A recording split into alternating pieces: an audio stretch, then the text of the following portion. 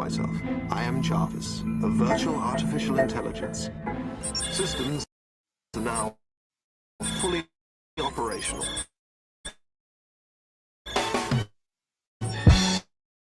Now let that sink in, down the drain, wait for water boil up. Now I'm a kingpin, can tell the time better when I land with the sky dweller in your face. Who you gonna go die when I dissect you? The mechanics too mechanical, watch how I apply pressure. Got the aura of the junkyard, y'all could go tow him now. Spin a block how, you and your car both broken down.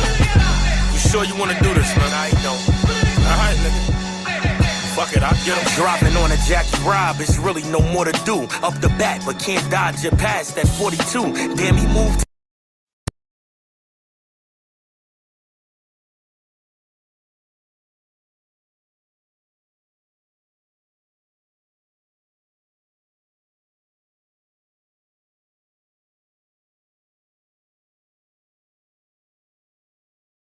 For 3 weeks to find it, update your resume, I designed it. You still coming back with this one syllable rhyming. Whether it's hot or not, when I'm dictating the climate. You're miserable, you're pitiful, Chris Brown ritual. At 11:11, make a wish for more residuals. It's biblical, God sent, know about his profits. I know it's in his bank account, know it's in his wallet. Back in battle rap, you was taking 2K deposits. Ask Beasley ARP if you think it's nonsense. No, this ain't good for him, a real battle wouldn't win. I know why you mad, it's cause I'm everything you could have been. I'm really just annoyed with, I winded up and toyed with meals for my enjoyment, I'm really disappointed. The difference is Mook with the angles, Lux with the lyrics. Up on Linux, what you started, them other niggas finished. Now I get it, why you live it, all of your work's diminished. Did a battle for free and then Smack started a business. Overdue, you emotional, get downplayed in minutes. Doing well, URL, they ain't even link you in it. I'ma serve you, believe that. Ron Browns with the weak raps, the only time you bringing drums out is with a beat pack. Griselda reject, you wasn't even good to sign. Boring bum, West Side water gun, and I shook his pride. My way, you on the 4th rope, and I took my time. They gon' feel some kind way about you in them butchered lines. You being a rapper, nigga, keep dreaming. Talk about my tooth, but all them plaques need a deep cleaning. I got the crown, you can see that I'm winning. Tell Mickey I'm speaking facts, we don't need your opinion. Hey Jarvis, you still ain't impressed me, so this shit is over with.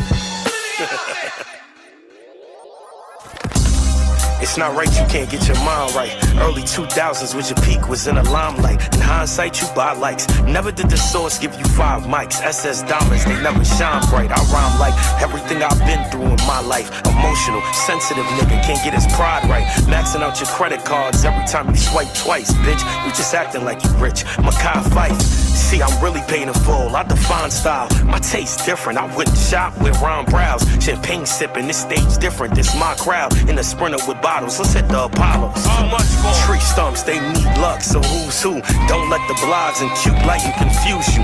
Know you insecure. This ain't what you used to. Update your resume. You did this for proof.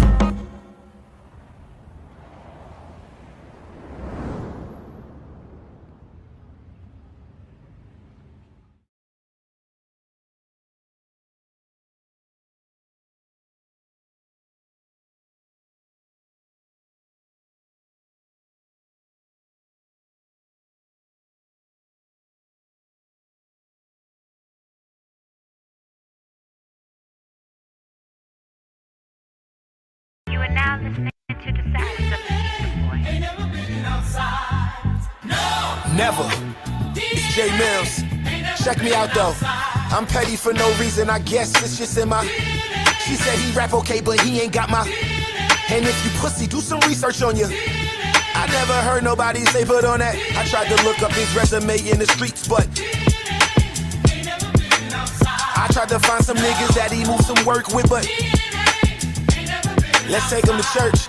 Lord, please, I try to tell him they ain't stepping how I'm stepping. I'm a lesson, I'm a weapon, I'm a teacher. I'ma stretch him, I'ma shoot him. You gon' catch them bullets in your cerebellum. Fuck that corny shit you sellin', fuck that corny shit you reppin'. Nah, I had you up in church, but it won't be for a blessing. You from Queens, only right I make you run like the Reverend. I'm from Harlem, only right I get daddy before I dead him. Thank the Lord for all the questions and the constant disrespecting. How the fuck we talking accolades when... Hey, why y'all send that boy my way when y'all know damn well? Psychiatrist in the 4th grade, boy, I been bad. Brain evaluations, doctor taking notes, pen and pad. My success got got you mad. Tried it, now you getting dragged. I'm the post, you the draft. I'm the party, you the trash. You said ask about me, I asked. They said, word.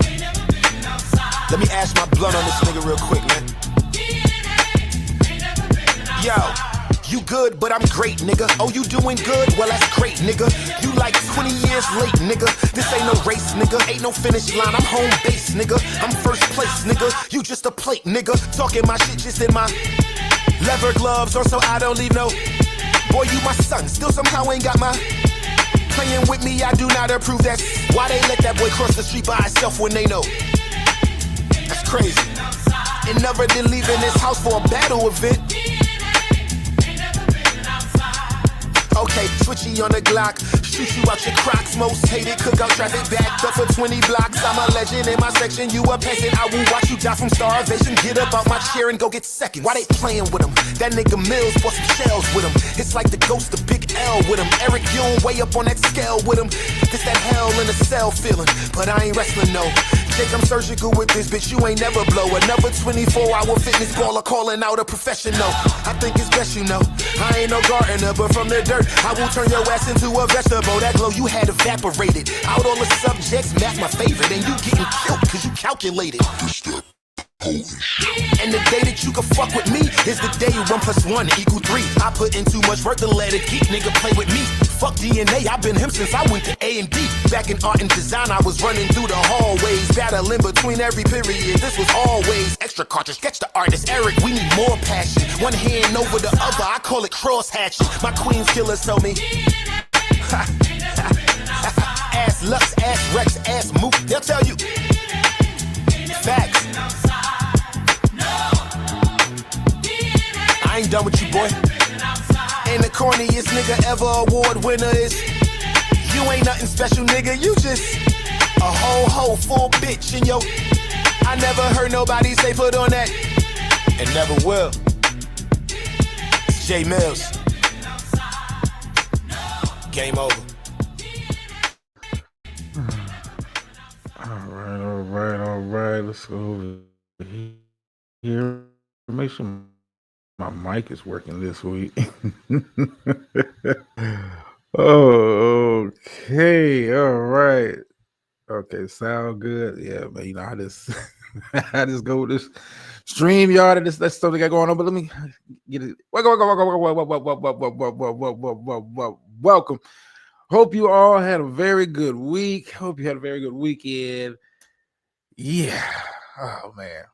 Brother feeling good, man. Brother feeling good. Get shouts out to those who have made themselves known. And I was told to have to start doing this more often because I be slack, but y'all know me, man. It makes me know never mind. You know, like, share, subscribe, all of that good stuff they say on the YouTube. Like I said, give shouts out to those who made themselves known, and those of you that are hanging out on the couch, catching on the replay. Always appreciate it. Let's see, DMO. Why am I not surprised that you're first? All right, let's see who else up in the building. Brother of a certain age, yeah. Been a rough 24 hours for you, brother. Been a rough 24 hours. What's going on? Unc's in the building. You early? What's going on, brother? Yeah, it's good, but I need some scoring. I need some scoring. I need some scoring. When I clocked out, it was 0-0, man. I wasn't too happy about that. What's going on, Miss Barbara? Listening for the class. Okay. Cool. Back to do it. You back doing content in the new year, taking care of a lot of things. Listen. I get it. I get it. Trust me. It's going to kind of tie into tonight's pulpit a little bit. It's going to tie in a lot, a little bit into that lesson. Man, we all got priorities, man. We all got priorities, man. Stuff that, real life is real life. This social media stuff, this content stuff. Listen, it ain't going nowhere. It'll be there. So no worries on that end. Listen, we'll get there. we'll get there. But nice to see you. I know it's a kind of a tense moment for you Eagles fans. I'm kind of, torn for who to pull for. I should be pulling for the Packers, but if I had a second, most hated team, it'd be Green Bay. So, I really hope the damn game ends at a tie. I'll be honest with you. Right now, 3-0. Philly's up. We should end of the damn tie. That would warm my heart. But yeah, I'm just like messing around with this StreamYard thing. Listen, StreamYard is doing. Now you got the regular landscape and the vertical. We'll see how it kind of goes. They allow you to hide it, but I like how it kind of you have both screens up here. But yeah, this is it's a hate-filled Monday for a Cowboys fan. Listen, I wanted to see both teams tie. Since I can't, get both of you, I'll take a tie. But to be honest, it's I'm here for the football. Yeah.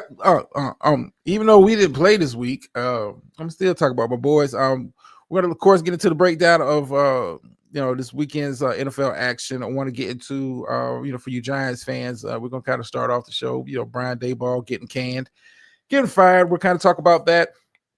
Speaking of Cowboys, on a more serious note, I want to get into the Marshawn Kneeland situation a little bit more and kind of discuss that at length a little bit tonight. Of course, I like to talk about my favorite reality show, which is the Trump administration. Is the shutdown over? Who won? Who's winning?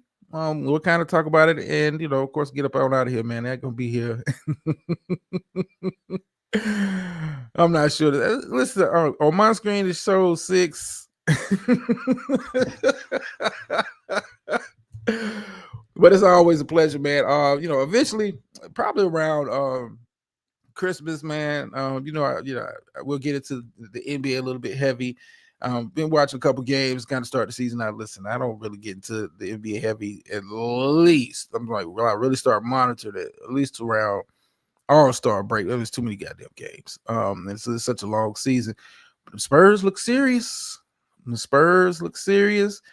And it pains me to say this, but have the Lakers figuratively, mentally moved on from the LeBron James era. I might touch on that a little bit later in the show because it's been interesting watching these Lakers play to start the season, to really, kind of get into that. Is this LeBron fit in the new Lakers? It's a question you really got to ask yourself. But let's start out with kind of like the NFL news of the day. Brian Daboll, head coach of the New York Giants, gets canned, gets fired after his team loses yet another game they was leading in. How you give up a 10-point lead with 4 minutes left? But this is not the first time this has happened this season.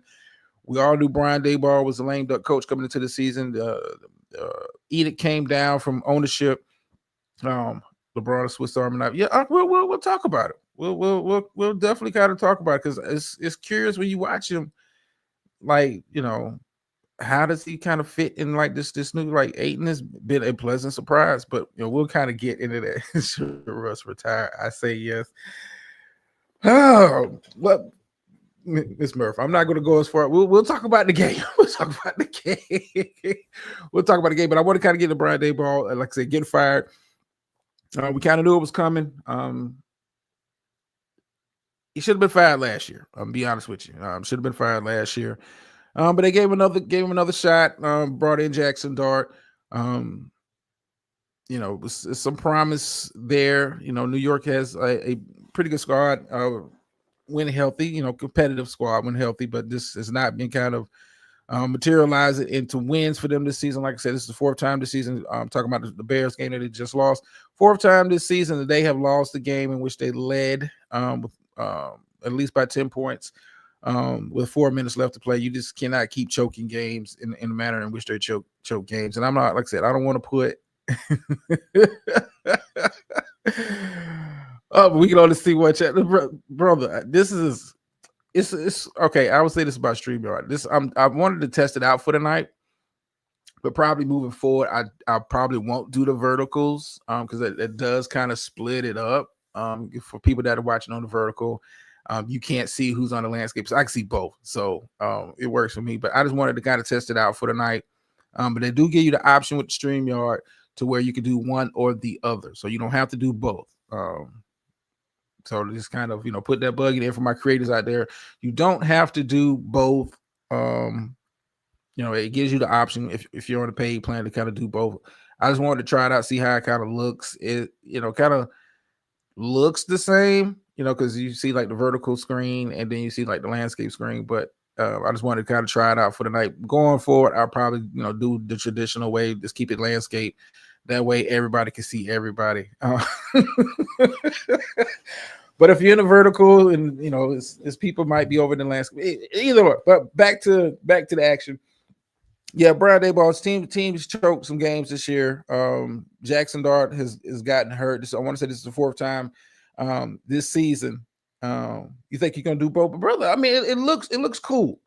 It looks cool. Now, what that equates to as far as chat engagement, I don't know, because if you can't.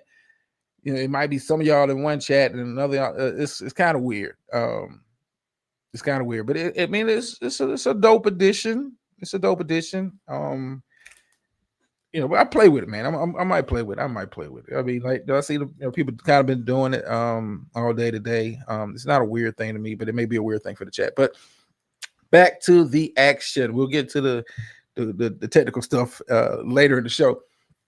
Like I said, this team is choked some games. Jackson Dart has gotten hurt. I want to say this is the fourth time this season.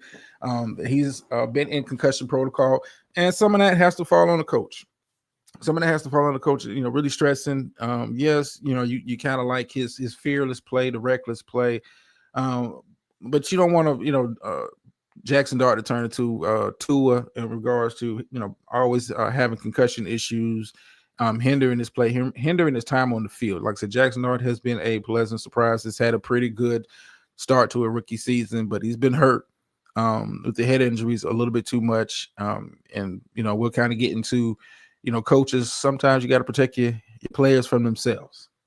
You kind of look at the situation that's going on in Washington. We'll kind of talk about that a little bit in detail a little bit later in the show. But you look at the situation in Washington, not just with Jaden Daniels, but previously RG3.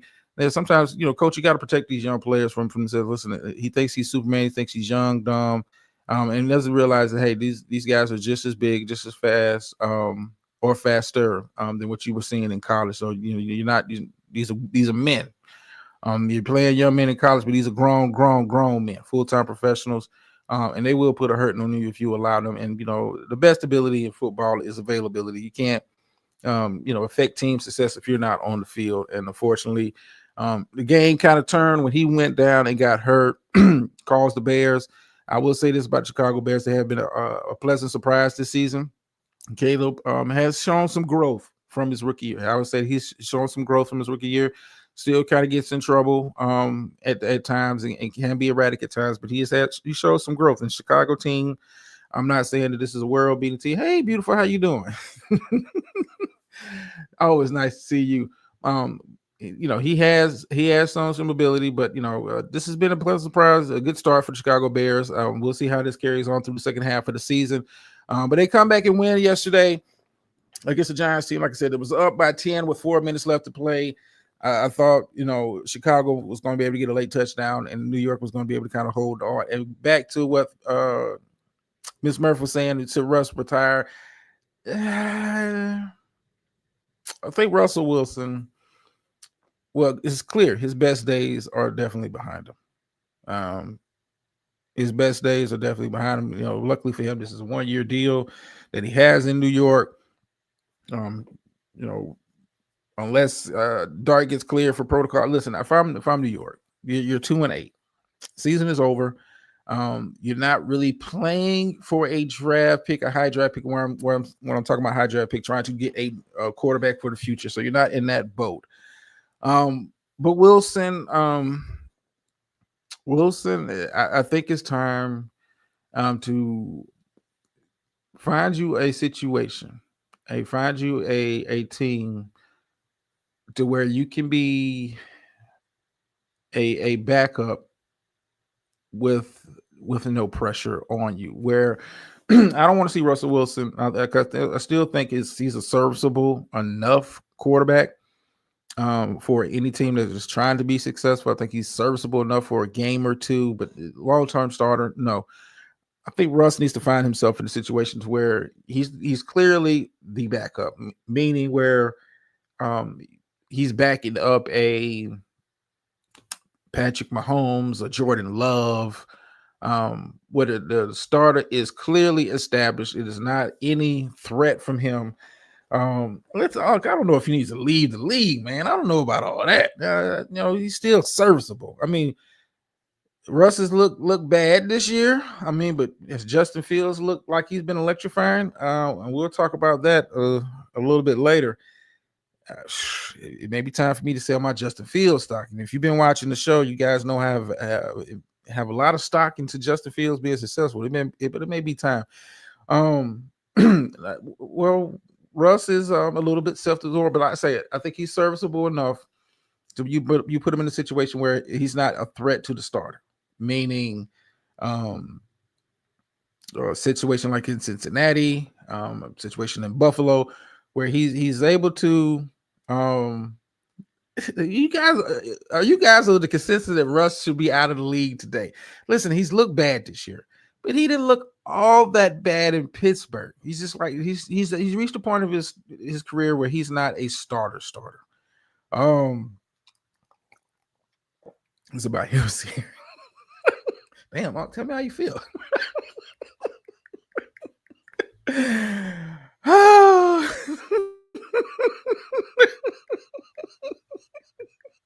Tell me how you feel.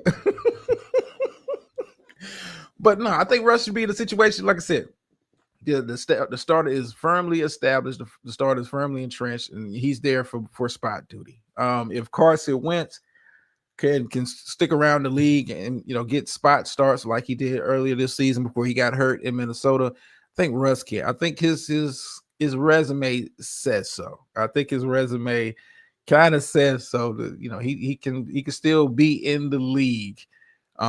He's not long term. If I need a game, Russ is not a bad option to go to. Do I look at Russ as a leader of a team? No. Do I think Russ is? Here's like the tricky part with Russ. Off the field, Russ looks like the model citizen, good guy, takes care of his family, no run-ins, no extra stuff, no rumors of him doing anything underhanded, no drug allegations. Seems like a good guy off the field. It's just when he's in the stadium, in the locker room, it's a little bit different.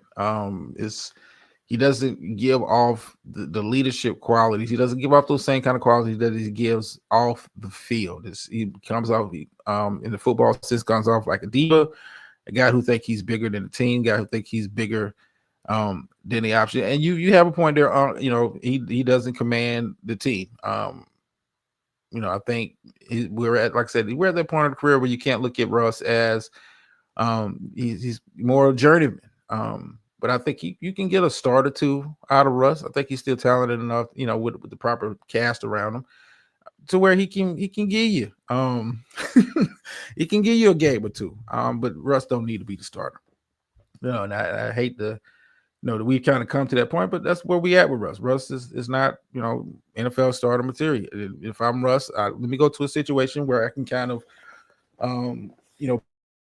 be in a situation to where if needed, I can come in, but I want to be, with a playoff team. It's not even about the money anymore. It's not even about the money anymore. I think, Russ, if he's managed his money right, you should be good to go at this point of your career. Find you a situation. I'm chasing a ring. If that means, going to let's say Detroit as a backup, I mean, put him in a situation where he's not a threat to the starter. I think that's the best thing for Russ if he wants to extend his career. But if after this season, I don't think it's going to be anybody really looking at Russ as a starter. Actually going out and pursuing him to be the lead dog in the house. I just don't see it. But for Giants fans, it's been a double blow. You guys choke yet another game. You get rid of your head. Well, I guess if you're a Giants fan, I guess you look at Brian Daboll getting fired. who is Philly Live? Oh, Philly Live is Miss Murph. It's Miss Murph. I know you've been MIA for a while, but yeah, that's Miss Murph, man. That's Miss Murph. Okay, but moving on to the rest of the action from yesterday. I think we go ahead and get into the Washington Commanders, who get blown out by the Detroit Lions, 44-22. Of course, Jaden Daniels gone for an extended period of time, maybe gone for the rest of the season after suffering an injury last week. Marcus Mariota comes in, but they come in on demand. This is a Washington team who made the playoffs last year, but was one of the teams I was like, yeah, I'm not entirely sold on coming into the season. Have had some injuries, especially to the quarterback, top 3 wide receivers. This team has not performed well. They're currently sitting at 3-7. It's safe to say that if I'm watching and Jaden Daniels doesn't see the field no more this year, even if he is healthy, just kind of just ride out Mariota and look, kind of build for next season. Kudos to the Detroit Lions, who offensively look as powerful as they've always looked, especially over the last couple of years. Detroit is going to be a problem. It's like this team is kind of like figured some things out on the defensive side. This is still not a great defensive team, but it's still a team that is more than capable of getting a stop here and there. And that's the scary thing with Detroit. If they can start getting stops here or there, with this offense, they can get it going. Now, probably the biggest takeaway, of course, President Trump was attended the game yesterday, got booed. I was going to say it to the second part of the show, but I just find it fascinating.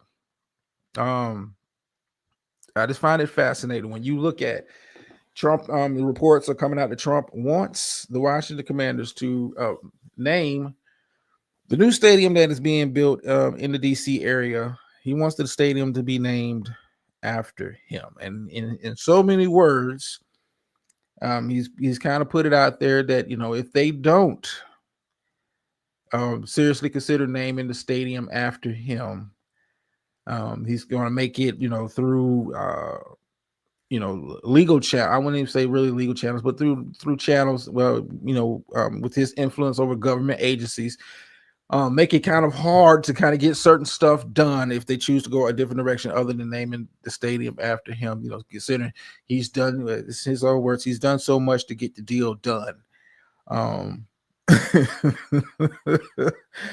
He's done so much to get the deal done to where they can get the stadium in the DC area. I want to say it's a $3 billion, if I'm not mistaken, $3 billion stadium. The team will be contributing up to 2, and the city, Washington DC, will be contributing up to 1 towards building the stadium. So Trump has already come out earlier this season, said he wants the Commanders to change their name back to the Redskins. He said it doesn't feel right calling them Commanders. And now he says he wants the team to name the new stadium after him.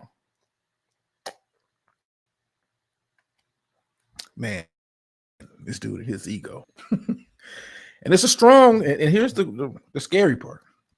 It is a strong possibility that the team is seriously considering it, considering that the owner is very close with Trump. Like I said, invited him out to the yesterday's game yesterday, hosted him there, has been a frequent visitor to Mar-a-Lago, a campaign supporter. So it is a strong possibility that the Washington, it could be the Redskins next year if Trump gets his way. The Washington football team, the Washington Commanders, could be playing in Mile High Trump Stadium next year, some shit like that.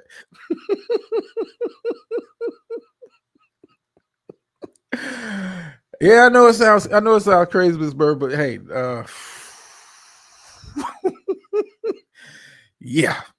yeah, but moving on from that, of course, like I said, Commanders go down, not surprising. Probably one of the biggest surprises yesterday was the Buffalo Bills getting dog walked down in Miami, losing to the Dolphins 30-13. Buffalo coming off a very big win against the Kansas City Chiefs last week. Losing against a Dolphins team that has been rudderless, a team that I've been saying since before the season started, hey, fire sale.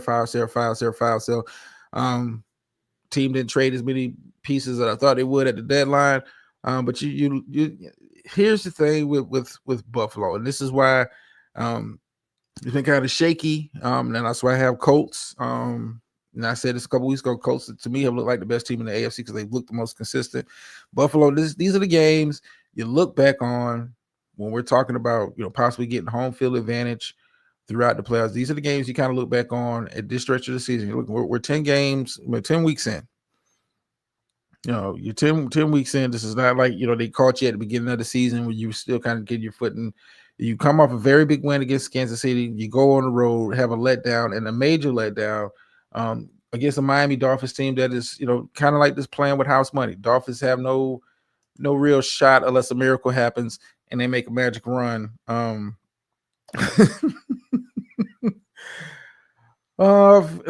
listen. Y'all listen. You guys got my notes. Damn. Because listen, I was gonna mention that for the second part of the show. The Turning Point USA. Some of those talking points will be introduced into schools. I want to say Oklahoma has signed off on doing it, and I want to say a couple more of those red states are thinking about doing it also. To where Turning Point USA talking points, MAGA Nation and all that stuff. It's going to be kind of taught in school. So listen, I mean, they've already told him that he wanted a $1 coin in his image. They told him they don't do that. Treasury had to tell him, hey, we don't do that for any living president. But this dude and his ego. But speaking of ego, Buffalo ego's got to be a little bit crushed after getting dog walk against Miami. Just like I said, these are games you got to win. These are games you got to win when you're talking about where you're looking at the rest. You're looking at the rest of that. Hell, just look at your division. When you're talking about the division, we'll talk about the Patriots in just a second, who moved to 8-2. You fall behind.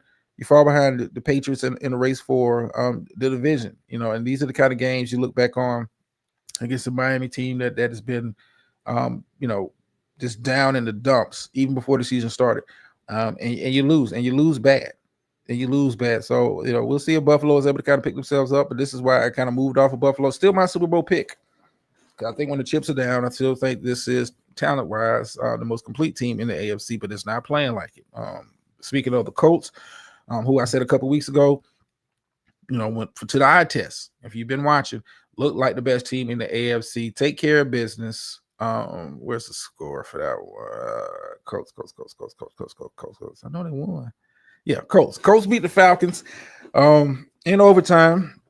Jonathan Taylor back looking like one of the best backs in the NFL. And Daniel Jones. Listen, I know Giants fans don't want to hear this. I know Giants fans get mad.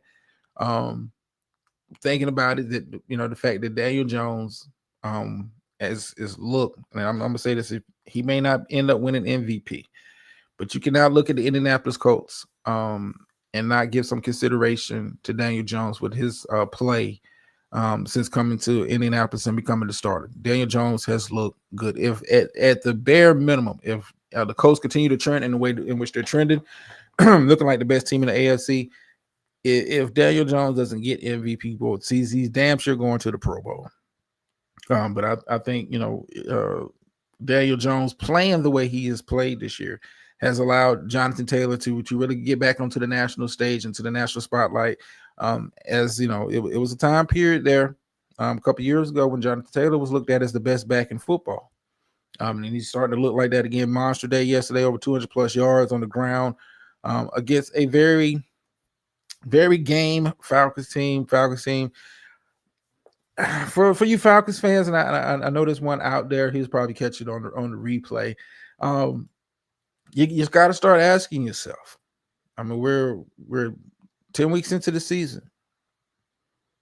Is it plausible? Is it plausible? This might be a bit of a reach.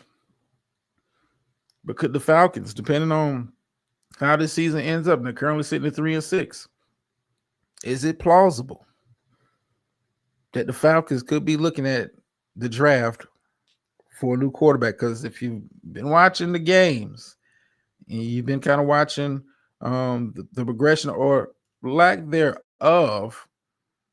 Philly up 10-0. I knew you would come in with the score update. Oh, come in with the score update. You see, now I'm gonna have to catch the second half on the replay. Damn. Come on, Green Bay. I need you to tie this shit up like you did with us early this season. Come on, Green Bay. I need that. I need that. But back to the Falcons.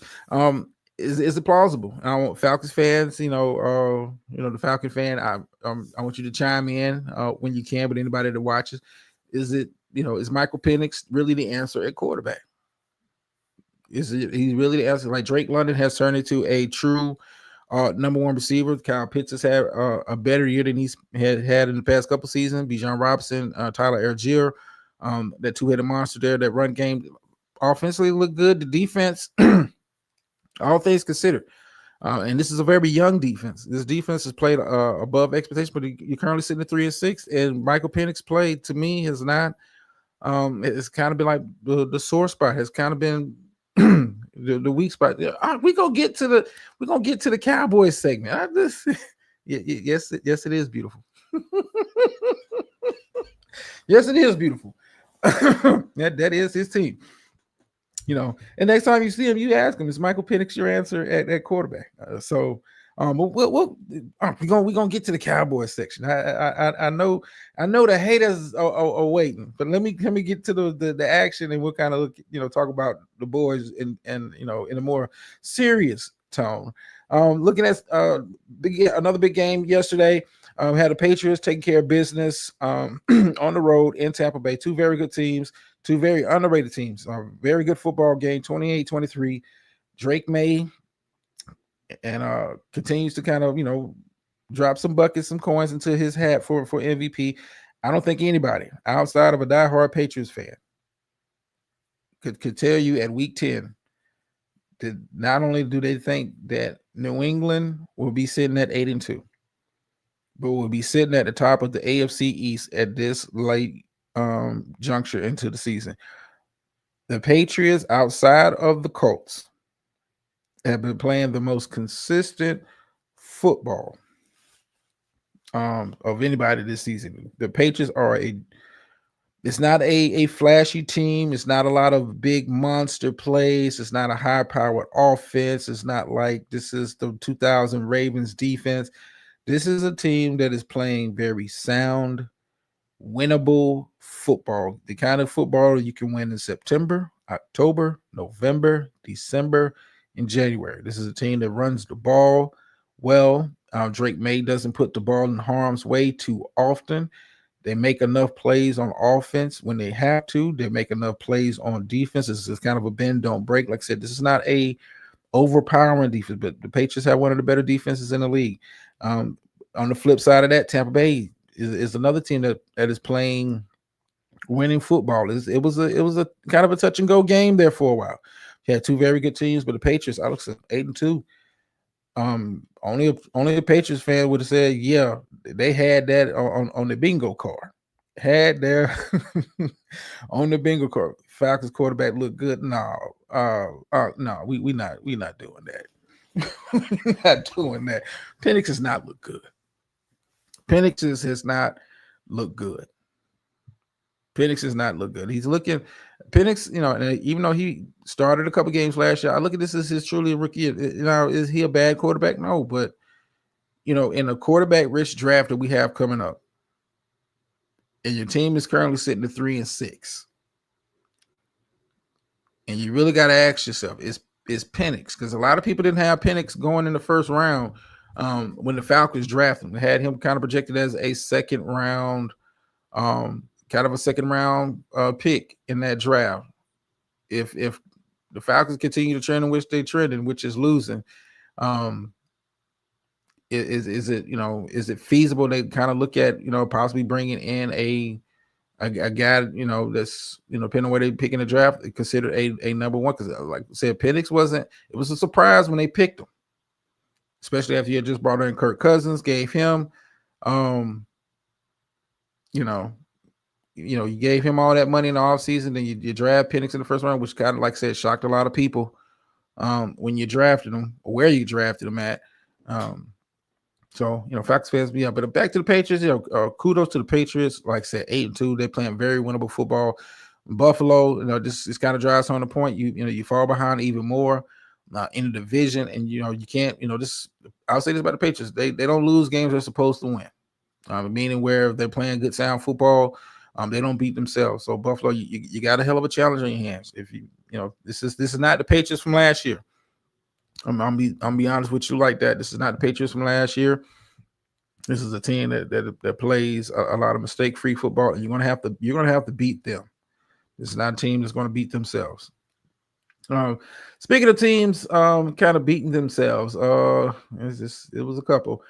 Cleveland Browns lose to the Jets yesterday. And normally I wouldn't, really comment on two teams that are at the bottom of their division, bottom of the league. But you got a lot of question marks, a lot of questions coming out of this game. You look on the Jet side, yes, they win, but of course it took some special teams play. He had a kickoff return, punt return for touchdown. You don't typically see that on a week-to-week basis.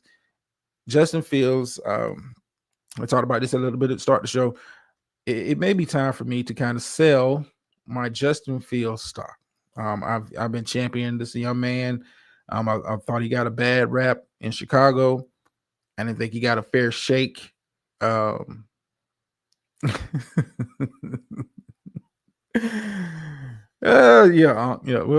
Kirk Cousins is Kirk Cousins. But Justin Fields, I didn't think he got a truly fair shake in Pittsburgh, considering that, he started the season out kind of 4-2, but they kind of went back to Russell Wilson just because he was quote unquote penciled in as a starter before he got hurt before the season. And then he comes to the Jets. Granted, this is not a very uber talented offense. You still have some problems and issues along the offensive line, but you do have a very quality, very good running back in Breece Hall. Receiving core is not horrible. It's not the best in the league, but it's not horrible. But Justin Fields, for a team to win the game yesterday, he goes 6 for 11 for 54 yards. And granted, 42 of those yards came on the big screen pass to Breece Hall late in the second half.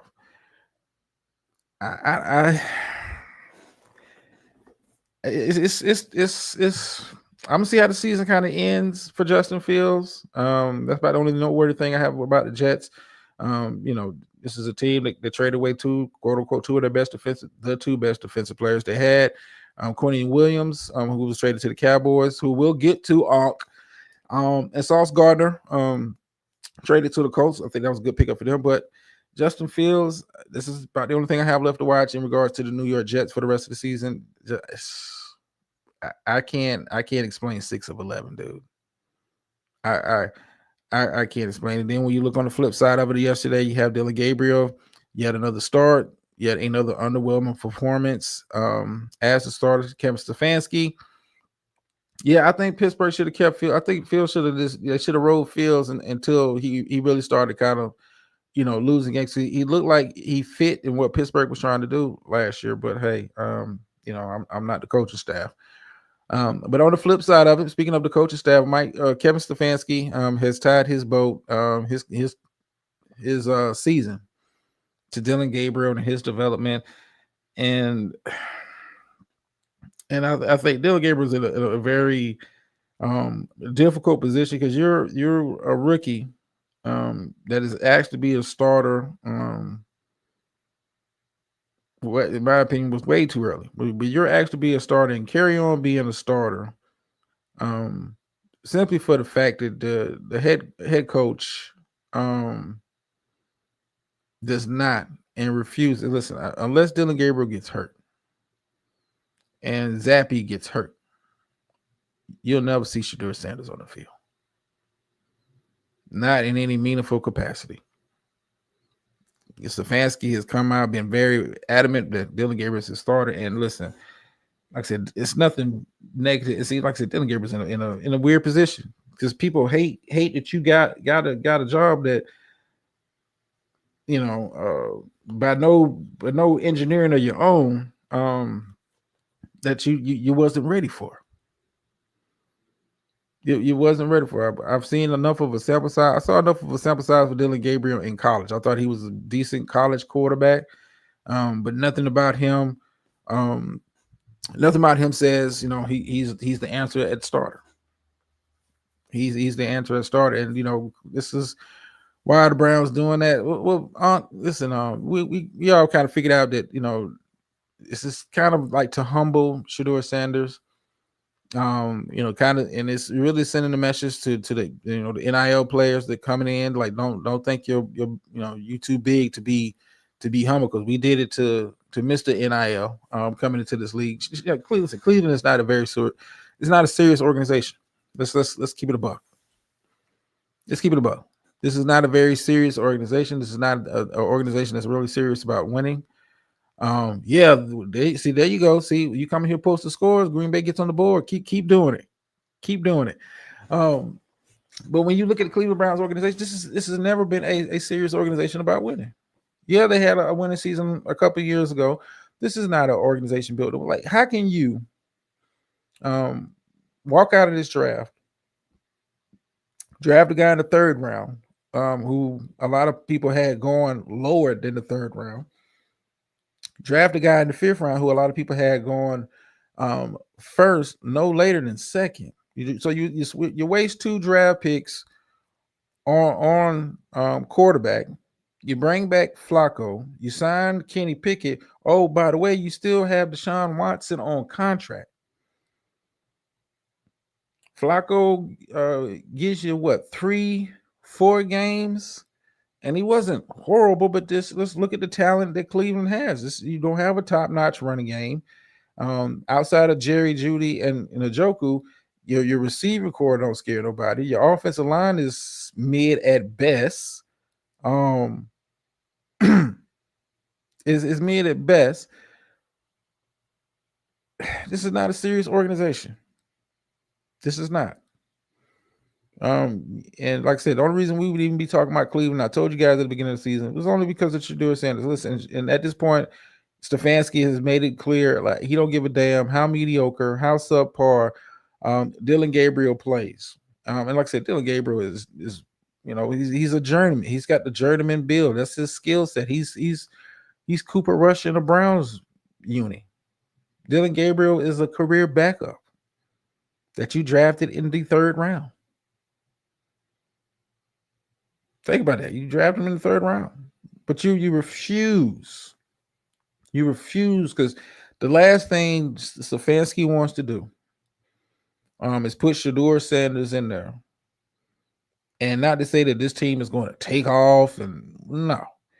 You don't want to put Shedeur Sanders in there. This for the simple fact, if Shedeur Sanders plays half of as well as we think he can play, now you're going to have, your fan base is turned on you. But now you're going to have to, really look at your team. Like, you mean to tell me this guy, we could have had this guy earlier this year playing, and he gives us a better chance to win than Dylan Gabriel. And I think the locker room knows it. You kind of see, Myles Garrett kind of hinting at it in some of his post-game sound bites this year. Like, listen, you don't want the world to see Shedeur. Like I said, it's not like I think Shedeur Sanders is going to come in and be the next Tom Brady. But based on the film and what I have seen from them on the field, and all I have to go off of is what he did in college, Shedeur looked like the better quarterback. And there's a reason why he was projected first round. And it was a reason why Dylan Gabriel wasn't. But Stefanski I'm going to ride this Dylan Gabriel train till the wheels fall off, even if it costs me my job.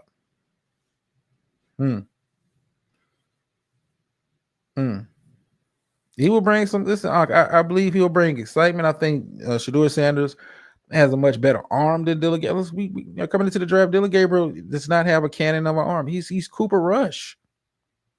You're a career back. We can't build a system that'll fit you in the NFL.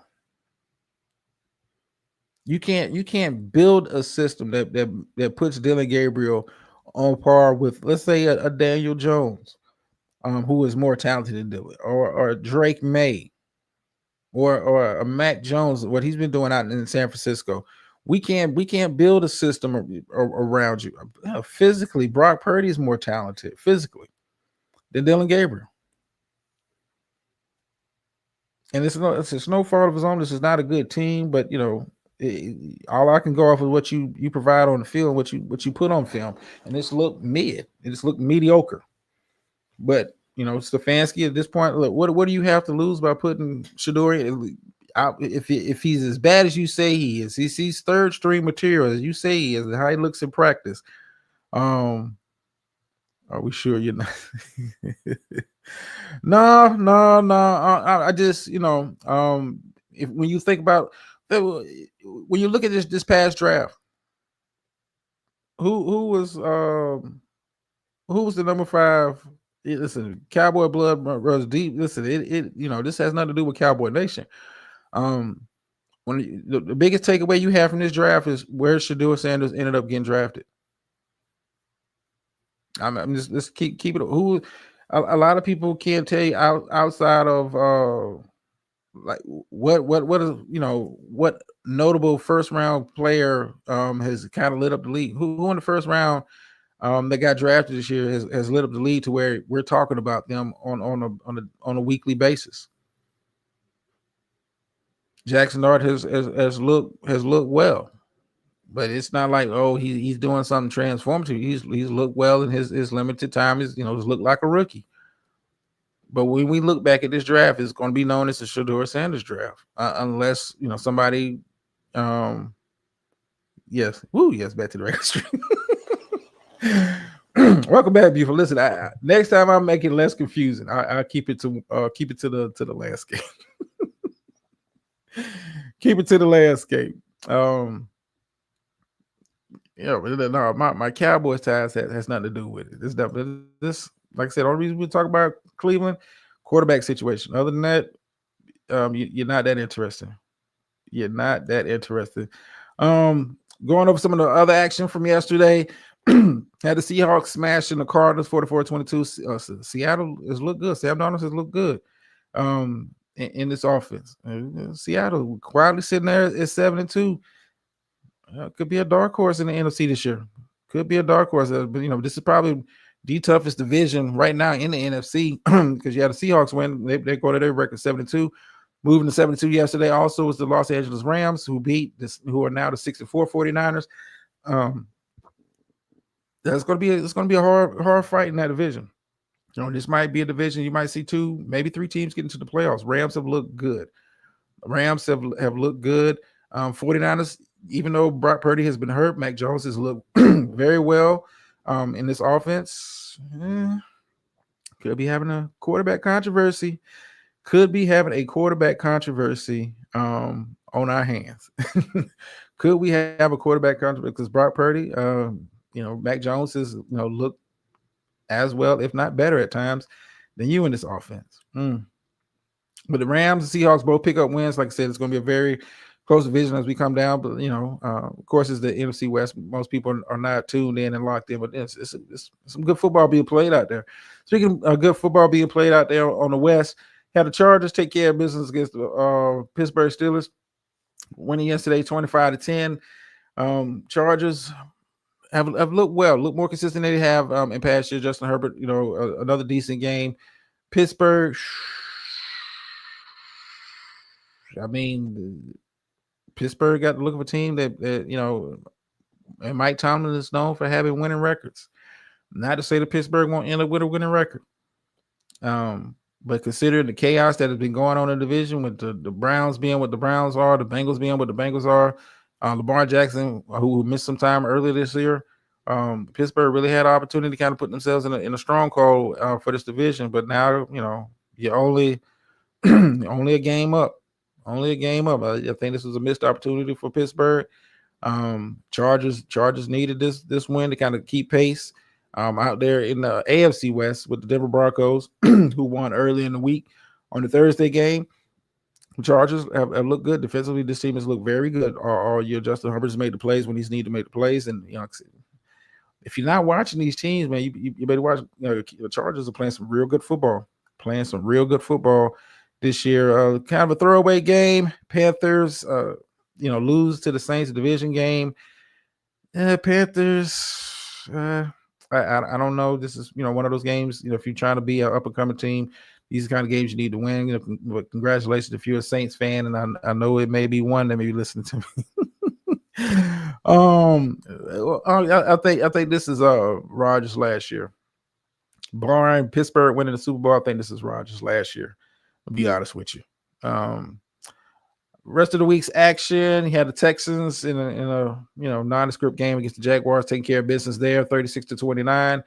That division pretty much the Colts and everybody else. So I'm not gonna waste too much time. CJ Stroud, and that offense, Texans. I might need to do a deeper dive. What happened to this team, man? Where did they go wrong? This was a team we thought was on a come up a couple of years ago, and middle of the road.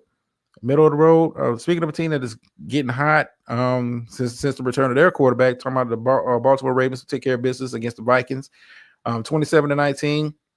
Lamar Jackson, like he's kind of getting back into the groove of things. Still, they're still waiting for Baltimore to play their brand of ball, but this team is starting to look good. Give me just 1 second, y'all.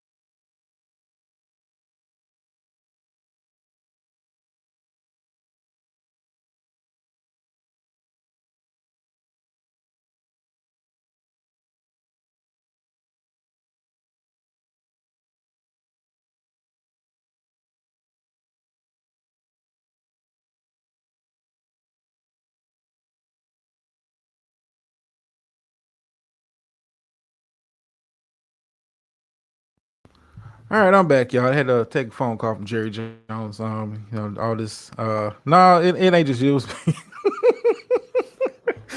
No, I had to take a phone call from Jerry Jones. He kind of peeped in and saw all this Cowboys hate from Unc earlier. So I had to let him know be cool on that. Yeah, I'm gonna get into the sports betting thing in just a sec. Give me just a sec. But before I kind of get into the sports betting, I want to kind of talk about the Marshawn Kneeland situation. This is about the only newsworthy thing from the Cowboys. Sadly, he passed away last week. Reports are that it was a suicide. For those who don't know who Marshawn Kneeland is, a defensive lineman. I want to say he was in his second year, 24 years old. Not a starter, was part of a rotation. Just based on his level of play on the field, was not like the next Lawrence Taylor, but a serviceable player. But he died to apparent suicide, and it got me to thinking. And I was going to save a little bit of this for the pulpit portion of the show, but I wanted to kind of get into this because it kind of deserved its own singular segment for tonight's show. It got me to thinking how much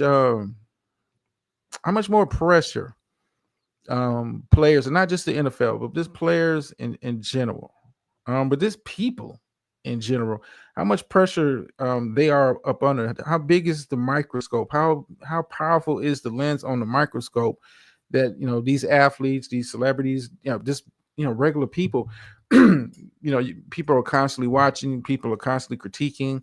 And you often hear those arguments especially when we're talking about basketball, old school, new school.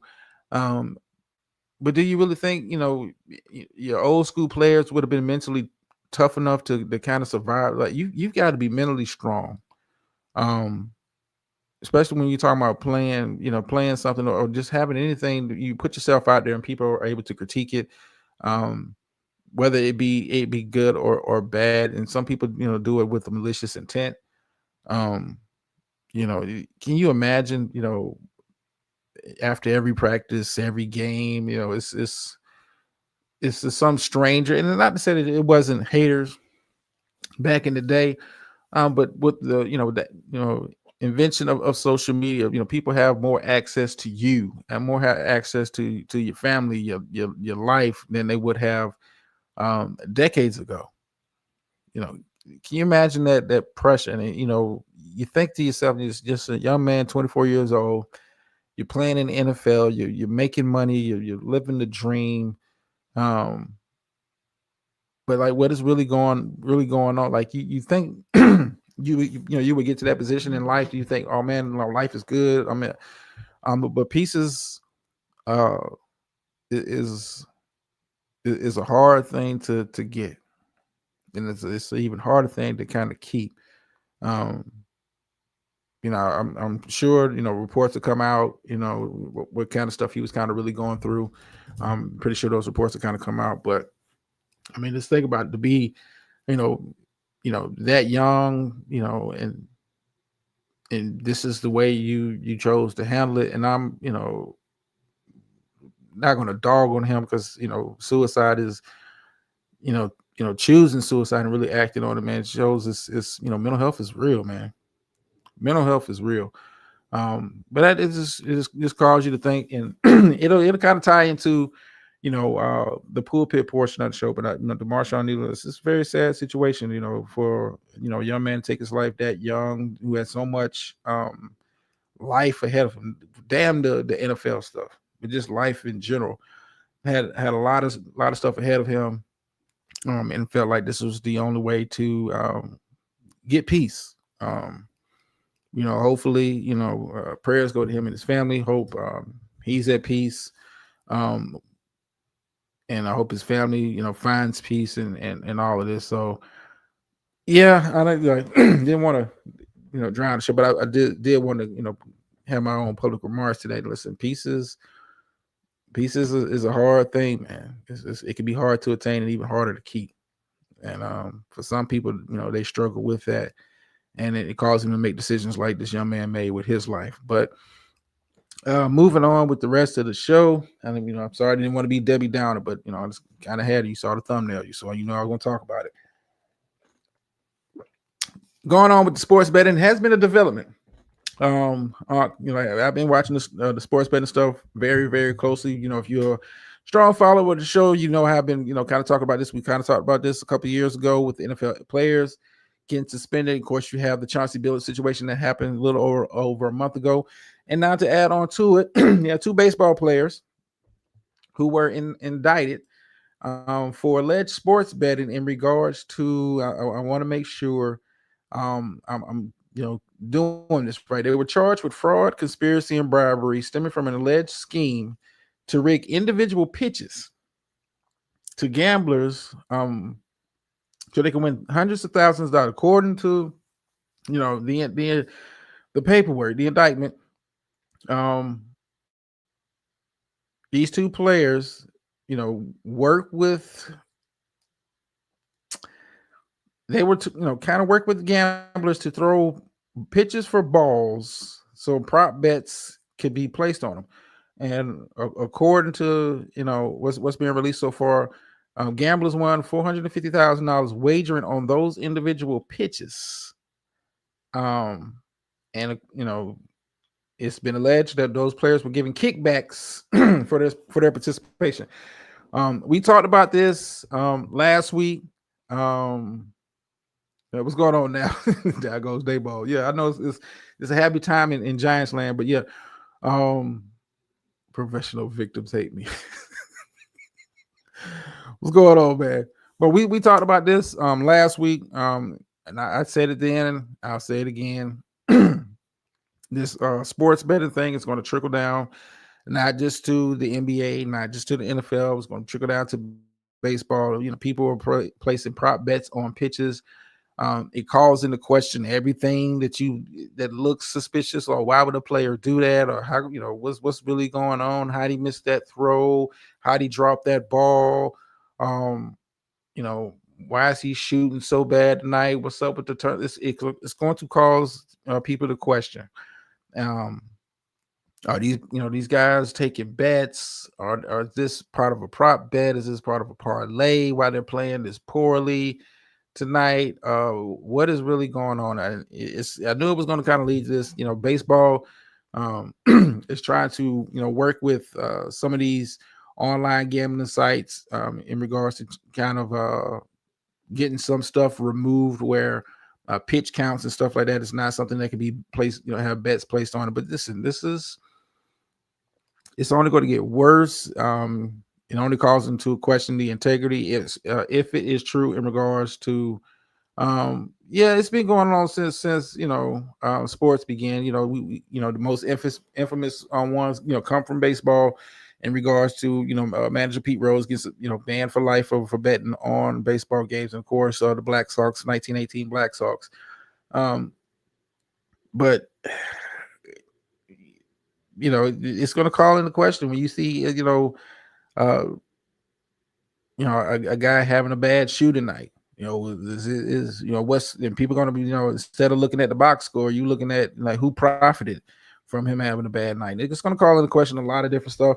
I knew this was going to happen. I knew there was a little water. Jesus Christ, been talking too much. Refreshing. But I knew this was going to happen. And I expect more stuff like this to kind of come out. I expect the NFL to get a harder look at it, especially, I saw somebody like kind of circling the clip of Dylan Gabriel, some of his throws yesterday. Was it a prop bet on those throws? Like, that's just the natural progression of where we at with it. It's going to be messy. And you're going to start seeing the league and teams really kind of being brought in. Like, how much do you guys really know about this? Like, if this is going on and the players are, how much does the team really know about this? Are teams in the league willingly looking away at this kind of stuff? To think that, guys throwing a couple pitches for balls and, prop bets being placed on it and somebody coming up with $450K off of those bets. It, like I said, calls into question everything. You miss a jump shot. Should I be looking at who made money off of that? Or you miss a key block on a fourth down, 4th and 1. The center doesn't get the tush push right. Should we be looking at him for? It's a messy, slippery slope in regards to that. But I don't know. I don't know what you do with it. I mean, it's we're talking about too much money involved, especially even with the legal online betting and parlays and all that. It's just we're talking about way too much money. How much oversight are is the government really going to have on that? You're just going to assume that every time somebody makes money on a bet that the player was involved.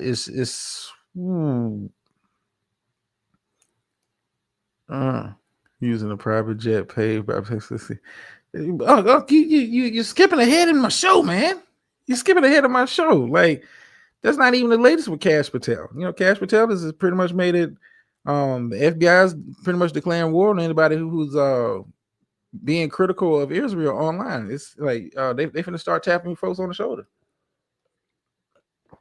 with the anti-Israel talk. Oh yeah, that kind of came out today, but I think I've gotten through the sports material. I want to kind of get into what I like to call my favorite reality TV show, which we're all unwilling participants in it. Talking about the Trump administration. Of course, Snap is still. Let's just start with Snap. Let's kind of get into that.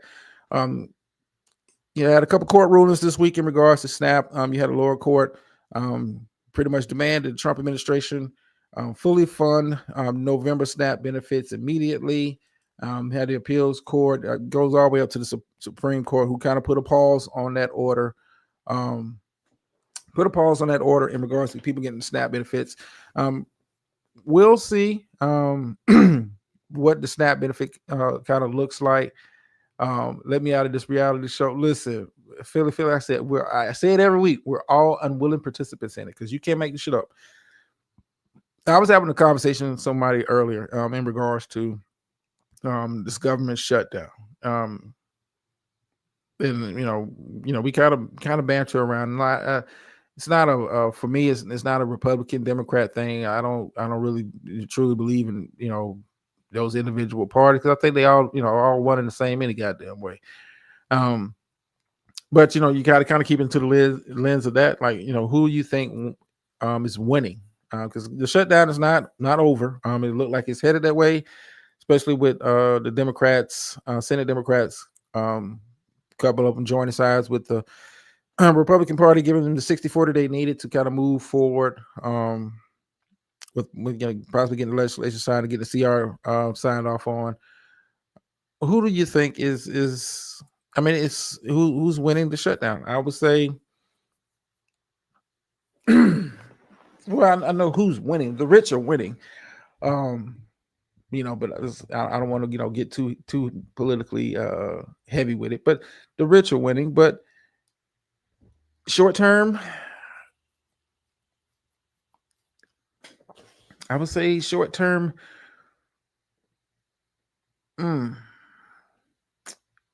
Short term, Democrats are winning,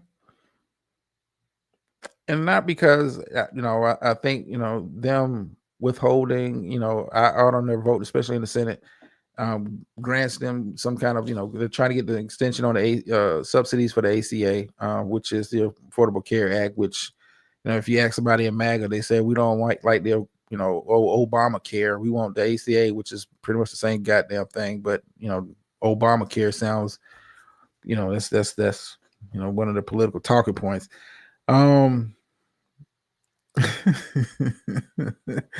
Look who don't slid back there. It's been a mitigator. How you doing? Now, which stream are you in? Because I got two streams apparently going. I got the vertical and the regular one going. The executive producer has finally decided to grace us with her presence. I be damn. I be damn. Hope all has been well with you, ma'am. I've been worried about you. I've been worried about you. I wanted to check in on my favorite Gator fan, Roll Tide. I know it's been a rough season for you guys down there, but it's good to see you back. I've been replaying. Shows have been mid. Oh, don't do that.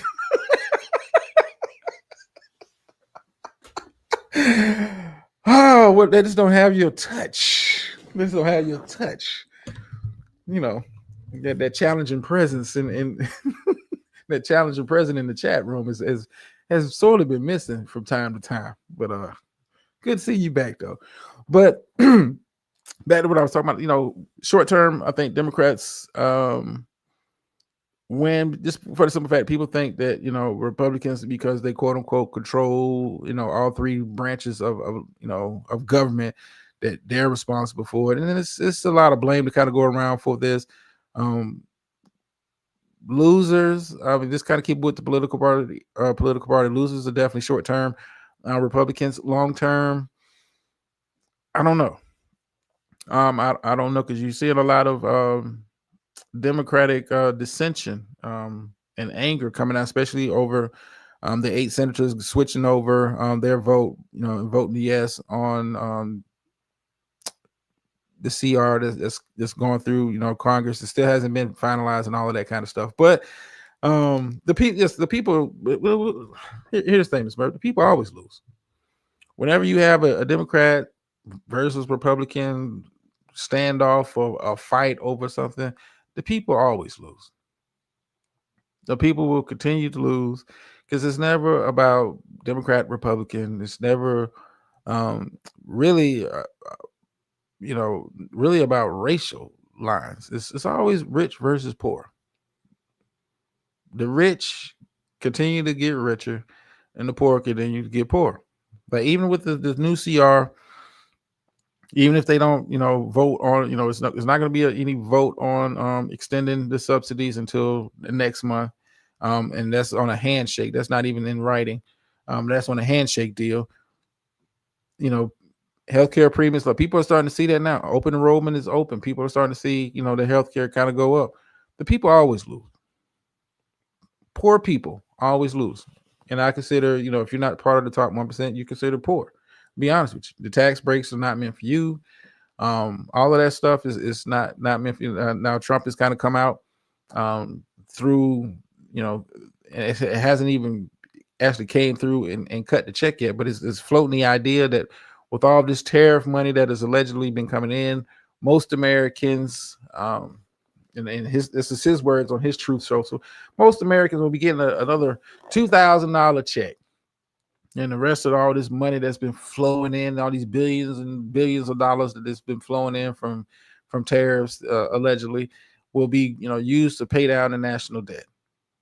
So, he waives a couple, some $2,000 checks, especially in an economy where people are hurting. People, the federal workers have been working and not getting paid. Or who you calling for? I'm rich in spirit. Yeah, beautiful. I'm rich in spirit too, but your bank account is, some of us are doing well. And I don't mean to say that but the billionaires, the ones that can afford to cut checks for, hundreds of millions of dollars, like the Dallas Mavericks new owner who cut $100 million for Trump's campaign. We ain't got that kind of paper. We ain't got the kind of paper. But give us millionaires there's people, but that's the way the system is built. Ms. Murph, real bailouts go to the wealthy. They bailed out Wall. It wasn't for the me's and you's. We're not getting real tax breaks. It's never. And then Unc says I'm going to win long term, and here's why. Which one I'm being exposed and we be pushed out. I don't know. I don't know. I don't know. I long term, and when I say long term, we're talking about more or less midterm. Midterm elections of next year. I think the Democrats have a chance to kind of take back control. But those wishy-washy Democrats, it's no different from the wishy-washy Republicans that voted for the big ugly bill, knowing it was going to screw over a lot of people, a lot of their own constituents, the farmers. They voted for a lot of this stuff. They're going to vote party lines. Nancy Pelosi is talking about she's retiring. Listen, she's already made her millions. She what I need the government for? I made my millions. How much you need, beautiful? No, I'm good. I'm good, beautiful. I'm not as destitute. Well, in case they're listening, I'm broke as a joke. But anyway, some people have to lose a lot to wake up. That here's the problem with that, though. Here's the problem with that. Some people are so trained. Some people are so programmed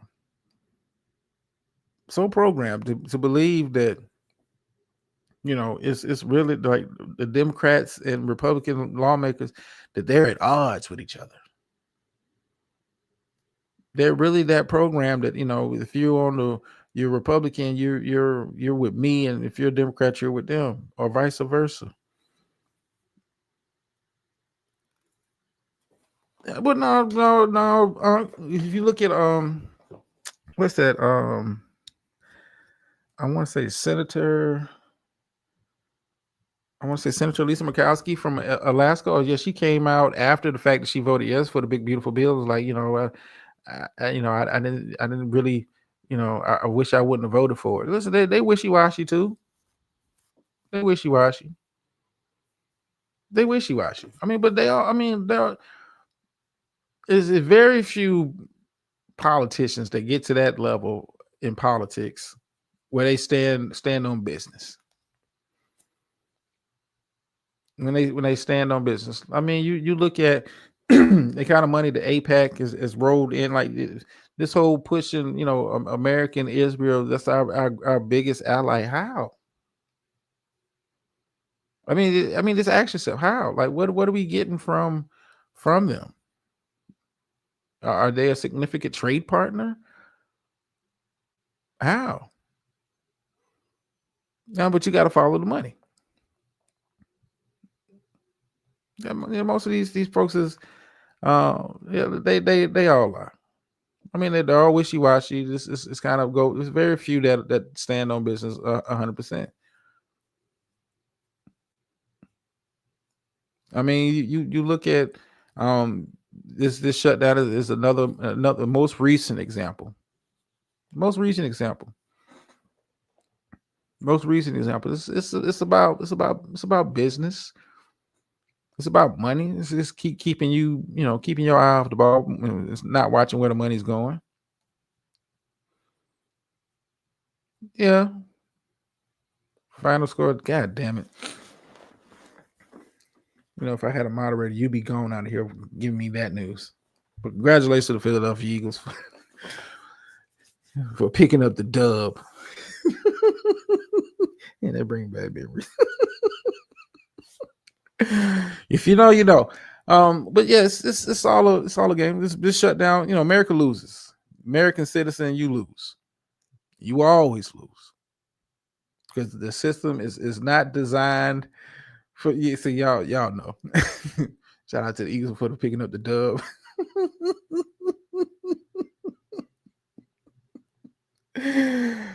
Oh, the quotables. But the system is designed for you to lose. It's designed for you. It's designed for you to lose. And they know that most of their constituents, the people that are supposed to be serving, most of them are dumb. Most of them are dumb. They'll have you to believe these Republicans are bad. They'll have you believe these Democrats is left wing nut jobs. Listen, they all buddies. They all friends. Listen, when that can't listen, it is a show. It is a show. You really think that Chuck Schumer and Mike Johnson ain't never sat down for a cup of coffee? You think their loyalty for party lines gonna go? No, we in this together. Give you a heads up on something that's coming down the pipe, man. Are you serious? That's part of the game. Tito man have been back in office with. Listen, he's in the business of getting money, and this is I got 4 years to do the hookup. It's been reported that Giuliani and his crew, the election deniers, who was stone cold and all of that corrupt shit, then they received a pardon. It's reported Deshane Maxwell, Epstein's co-conspirator, is getting a royal treatment up in federal prison, getting ready to ask for her sentence to be commuted. Excuse me. It's all a game. It's all a game. You watch where the money's at. Watch where the money is at. But American people, we lose every time. Well, this system is designed for us to lose. It's not designed for us to win. Home ownership. They're floating a 50-year mortgage plan. That's Trump's kind of like new thing to make quote unquote housing more affordable. How about restricting corporations from buying up homes? 60% of the homes, single family homes in America, are owned by large corporations. It is all a money grab. Everything is a money grab with these folks. That's why I don't get overly emotionally upset at a Mike Johnson or Marjorie Taylor Greene. You're no different from a Chuck Schumer or Nancy Pelosi. You guys are all the same. You're in the business of making money and making money for your friends, your real constituents, the ones that line your pockets. You don't give a damn about the campaign donations of Miss Murph or no. Well, what we give you, that's what you spend on pens and staples. That's not going to move the needle for you. I mean, you look at the New York mayor race. You had 22 billionaires get together and in total donate $22 million to for Cuomo against Odami in that race. It's about money. Why would we put that kind of money into a losing campaign? Because we want him to win. Because guess what? The tax breaks that we're used to, the money we're used to getting back, and all of that kind of stuff, that continues under him. Odani, he's a wild card. We don't know about him yet. We don't know about him yet. Follow, Americans will always lose. So who's winning the shutdown? Rich. Who's losing? Poor. Now, hopefully, they open the stuff back up because airline travel is being affected out of the safety, but that's a trickle down effect. Yeah, we canceling flights, but you cancel flights to smaller regional airports, which affects the employees there, because what's the point of having all these people come in to work and we're running on 40% capacity? Do you think there will be a surprise? Surprising what? No.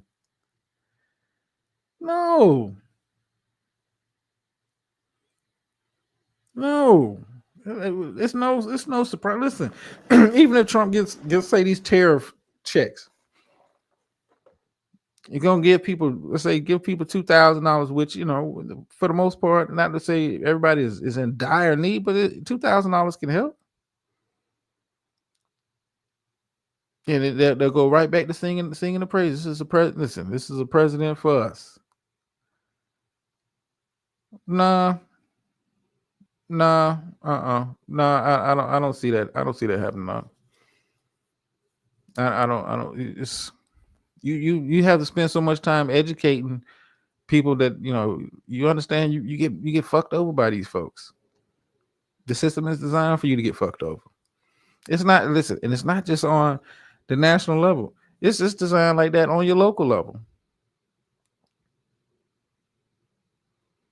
It's designed like that on your local level.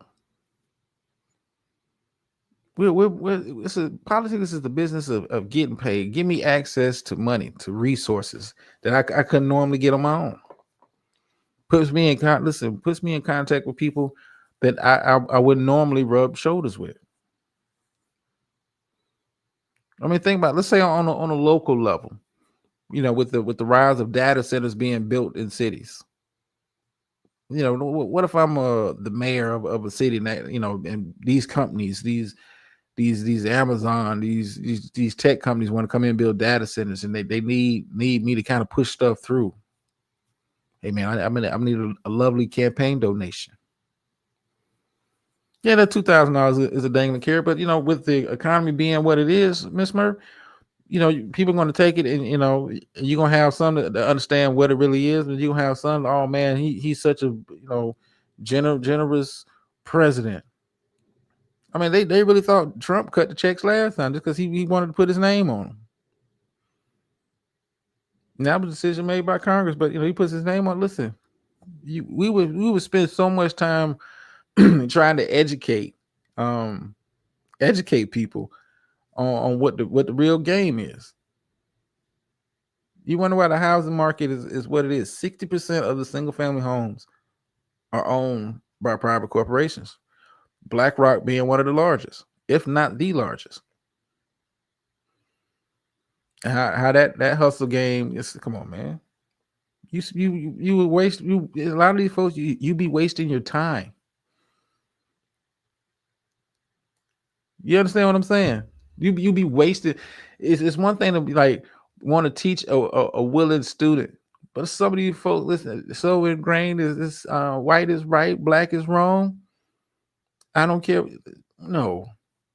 I don't know if I don't think I talked about the story over here. Like the story, I think I talked about on the other show where they had women of the KKK. I forgot what city it was passing out, business cards at a Halloween parade a couple weeks ago. No. No. You spend too much time educating these folks. No. The 15-year car loans, the 50-year mortgage. Look, Trump hates poor and working class people. Lord have mercy. Look, hate ain't the word. You don't register. I just need one thing from you. And that's what I'm talking about. You talking about me, you, and everybody else that's not part of the top 1%. I need one thing from you. I just need a vote for my candidate. I don't care about you. I don't care about your problems. I don't give a damn.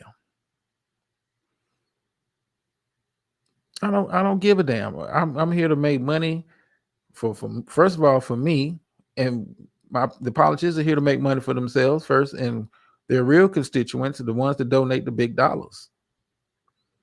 You know, do you realize I want to say we're still sending $3.5 billion to Israel for what? For what? I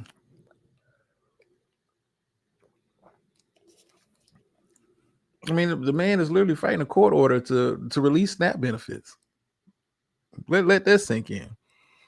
To release SNAP benefits, taxpayer money that you paid into something. Not that was donated. No, something you've already paid into, a reserve you've already paid into.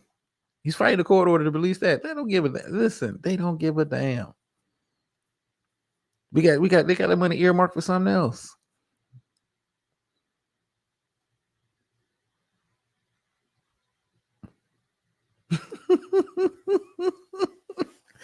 I mean, that's another thing that generational America, make America great again.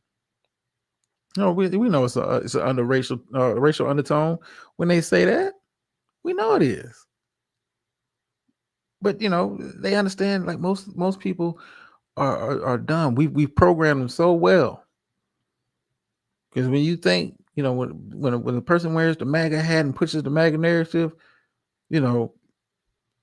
it's anti-black, anti-immigrant, it's without actually having to come out and say, because we've ingrained it into you.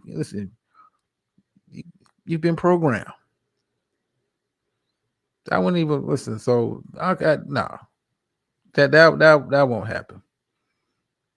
I mean, you can't even get people on code to, if it was, let's say that with the DEI situation, Target should have been devastated when they got rid of the DEI program. But no, but some of us still shop at Target. Man, listen, you spend your money where you want to spend your money. You spend your money where I'm not one of them. Golf. I am not a Umar. I am not telling you how to spend it. But if it was about getting some real power, they really respect the dollar. You take the dollar away from them, and then you'll get some modicum of respect. They respect money. I don't respect your vote. Respect money. I just need your vote to facilitate certain shit. We respect money. You want access, you want to get that private dinner, you break me off something. You want to get pardoned, Chrisley family, break me off something. You want somebody to get a pardon, that break me off, contribute to my ballroom, break me off something. No respect. No respect. I just need your vote to make it look official, to make it look like we're governing it. No, it's all a money grab. That's why these companies pay lobbyists big time money to be up on the hill, facilitating certain shit for their businesses. Yeah, you need a lobbyist for. Who you represent? You ain't representing the people. That's what the politicians supposed to be. But anyway, I could do this. I could do this all night. But this is favorite reality show. It's the most hurtful for a lot of people. I mean, but you never know what's next, what's coming down the pipe, who's next up, what's the next storyline. This administration has been full throttle, all different directions that you can take it. I mean, just last week we were talking about him possibly military action against Nigeria. Now we're in the news cycle changes so much.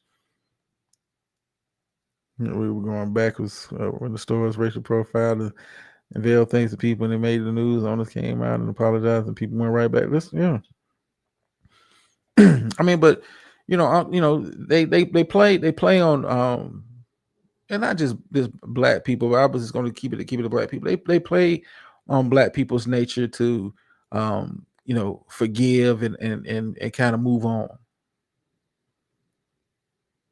Like they're used to us, and like even with let's say the Rodney King shit.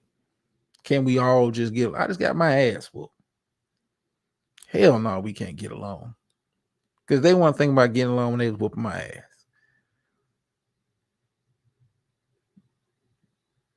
But they you know what? I don't even want to. Woo! Nah, slander. This what's going on? No, it's this is part of StreamYard's new thing. You can do both at the same time. So I don't know I can't really tell who's in the vertical, but I got both going at the same time. It's confusing because you can't see who's in both chats, but yeah, that's what we got going. But yeah, it's I mean, and you think, I mean, just look at the SNAP thing again. Like you look at the amount of people who was in food bank lines and all of that kind of stuff, and it might be some holy rollers that's listening to this, but I wonder why a lot of those people wasn't going to the storehouse for food and sustenance. Why they couldn't go to the storehouse and get that? I mean, listen, you don't think the church is a part of the business structure? You a Salem, they don't have a 501c3 for nothing. That's not a tax-free entity for nothing. We expect you to play ball as best you can. For folks is out here starving and going hungry and being turned around at food banks because they ran out of food, some of these churches, and I'm not gonna say all because I know some that was doing some work, but some of these churches was offering you just God's gonna make a way for you. Jesus is gonna be all right, but I expect you to see you in church on Sunday with your tithes. I bet you that collection plate went around every single Sunday since the shutdown started. Hello, somebody. I'm sorry. I'm beautiful. Am I getting ahead of myself?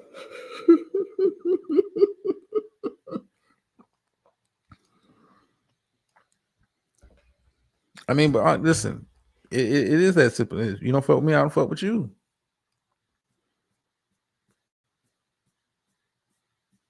I agree with that sentiment.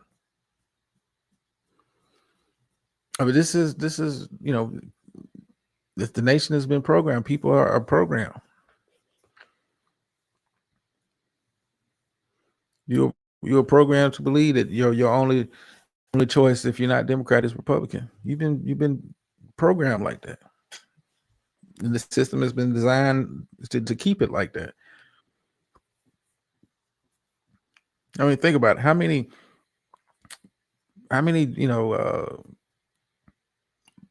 lawmakers in Congress have always run as independents. No, they started as a Democrat, they started as a Republican, and they kind of run, once they got their spot secure with their name brand, Bernie Sanders, Rand Paul, where you're like a brand name, you can run under quote unquote independent label. And with all that means, you establish yourself enough to where, Republican donors don't feel bad giving you money, and quote unquote Democratic donors don't feel bad for giving you money either. Because you're quote unquote independent. Oh man, it's a hustle, it's a trick bag. So who's winning? The rich. Who's going to lose every single time? The poor. That's me, you, and everybody else below the 1%. I mean, hell, look at open enrollment is open. Look at the changes in your healthcare premiums now. And that's for those who are not on ACA, or as they like to call it, Obamacare. It's a clever name for The ACA. You actually got some people thinking that's two goddamn different things. Like, really? you really, you really, people. Some motherfuckers are so dumb. They really think it's two different things.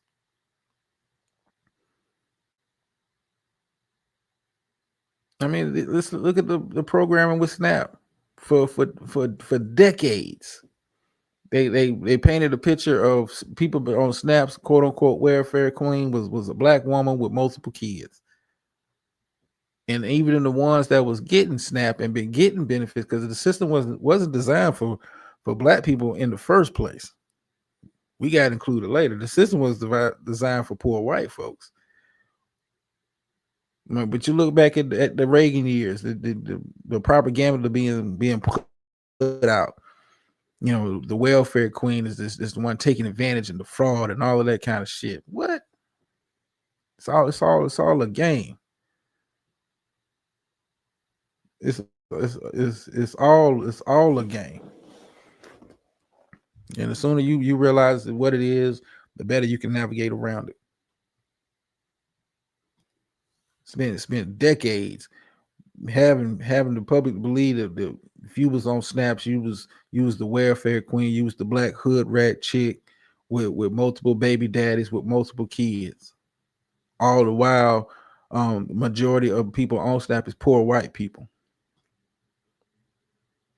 And black folks wasn't always welcome on the SNAP program. Acting like they've always been concerned. Let's see, Wick started from the Black Panthers. That's a story for another day. I'm getting too apolitical up here. Might have Cash Patel come see. I mean, you look at us. Let's the double back what I was talking about. Cash Patel. I mean, here's a guy flying around on the private jets to do stuff with his girlfriend. Is now come out and pretty much said, hey, if you talk bad about Israel, FBI is going to be looking into you, tap you on the shoulder. If you talk bad about my girlfriend, who's such a great American, this is what he said. This is the director of the FBI. After getting caught, schmoozing on taxpayers' dollars, your money, not his private jet, but your money pays for that jet, pays for the fuel. And he had the nerve to admonish you for saying something about how dare you. Because she's such a great, your girlfriend who nobody has ever fucking heard of before you. Is such a great American, such a pillar of the community. How dare you? Listen, come on, man. I mean, it's a hustle. It's a hustle. I mean, Uncle, you lost like a little side bet to me. I told you was gonna take that plane. These folks is greedy. And the higher up they go, the more they're able to take. The more they're able, a lot of them are just cool getting to the House of Representatives and the Senate. You know why they cool just getting that high? Well, a lot of them don't have aspirations to be president. No. They don't want that level of scrutiny. It makes it easier for me to stockpile my money. The insider trade makes it a whole lot easier if I'm able to navigate. You're worried about X amount of people in the House of Representatives. You're worried about X amount of congressmen and congresswomen in the Senate. It makes it easier for me to maneuver and make this money with the insider trading to build my own financial empire. I don't want to be like Trump. Every move I make is on, CNN. No, let me be the lowly. If I tune the Ogun title, who the hell is? Okay, well, hold on. I ain't seen this name in a minute. This when I'm cooking. Hold on. Give me a sec, y'all. For the haters. Hello? Yo, what's up? God damn, what's going on, Spot? Nothing much. How are you doing? I'm good, man. What brings you to the House of Dendera or whatever? What? Okay. So what's up with I guess what is it? Food stamps is back for those who were biting their fingernails. Yeah, it's we're close to getting a deal done to where the government quote unquote opens back up and people are able to get back on their SNAP benefits. Um which is kind of funny because like some states have already kind of dipped into their own excess of money and help pay for some people's benefits for this past month. But yeah, that's where we're headed. This is yes, What it's was your thoughts Democrat. on people talking about doing like strong arm robberies for some groceries? I mean, it's talk, um, but it's a talk you really got to take serious in the simple fact that when the chips are down, and I gotta eat. You know, some people would take that route. I mean, and they look at that as like the only alternative. Like I've seen video of people that had food delivered from Instacart, and you had porch pirates riding around, like following the Kroger delivery truck and robbing people after they dropped the food off. That if they didn't come to the door, they was going on their porch and taking the shit. Wow. Like it's I don't condone it. Um, and you're a dumbass if you're broadcasting that you're going to do it, but it don't, like I said, it don't shock me. Like when you got to eat, if I got to go in the corner store, if I got to go in the corner store and steal me some fucking honey buns, I'm gonna take me some honey buns if that's the only alternative I got. Like I said, I don't condone it, but I get it. Yeah, I mean, I I mean, don't get survival. it. I mean, listen, I don't agree with it. Um, there's plenty of other ways to do it, but for some people, their survival, instincts is that basic. Like, oh, I'll give me another job, or no, I'm just gonna steal from you. Mm. I mean, I this think there's another word for that uh, lack of survival instinct. It's called laziness. with that I too. think that's the issue that no one wants to talk about. Like, we got a lot of lazy motherfuckers who demand the government take care of their own shitty decision making skills. And whose fault is it that you depend on the government to feed you? Is it the government or you as a adult, so called adult? I think it's your fault, not the government. So, and then I don't know why they drag this shit for so long if they're just gonna cave anyway. Like, I don't know what the Well, point is. the point was, in the grand scheme of things, we're going to hold out, and it was a lot of political theater with holding out. Um, we got to show that we're strong. We're willing to stand up to Trump. That was part of it. We got to look like we're just not going to roll over and be a lame duck party going into the midst. We have to kind of show some kind of solidarity, some kind of strength. It's a lot of political theater with it. And you're hoping that people care so much about their health care going up that they'll side with you, but at the same time people want to eat, people want to get back to work. Like, is it, I mean, it's like even with the government, they say government workers are dependent on the government to pay them their check. Like, how many air traffic controllers are being told that you're working 6 days a week, 12-hour days, and you ain't getting shit, you going home with nothing. And then, God forbid, here you had a president of the United States come out today and pretty much admonish those same air traffic controllers for not coming to work and or calling out from work. How dare you not work for free? This is just the president of the United States saying so. it's a lot of political theater, but at the end of the day, the rich win, the poor get shitted on. The Yeah, 99%. those are the people that I actually feel kind of bad for. The people that actually were working and Yeah. they can't work anymore because their employment is political football that's being thrown around. Those are the people that I feel kind of bad for, not people that are professional leeches who I need mean, I the agree with government that. to feed them every day. Like, nah, y'all could go. Never mind. Let me not even go there. I mean, but like Aunt brings up a good point. Yeah, companies are the biggest welfare kings. Like, listen, you follow the money. And like I said, this is all some political theater. Um, Democrats was, we got to put on a strong showing. Because midterms are coming up, and we don't want to look like, hey, we want to. Okay, well, I guess he'll be back.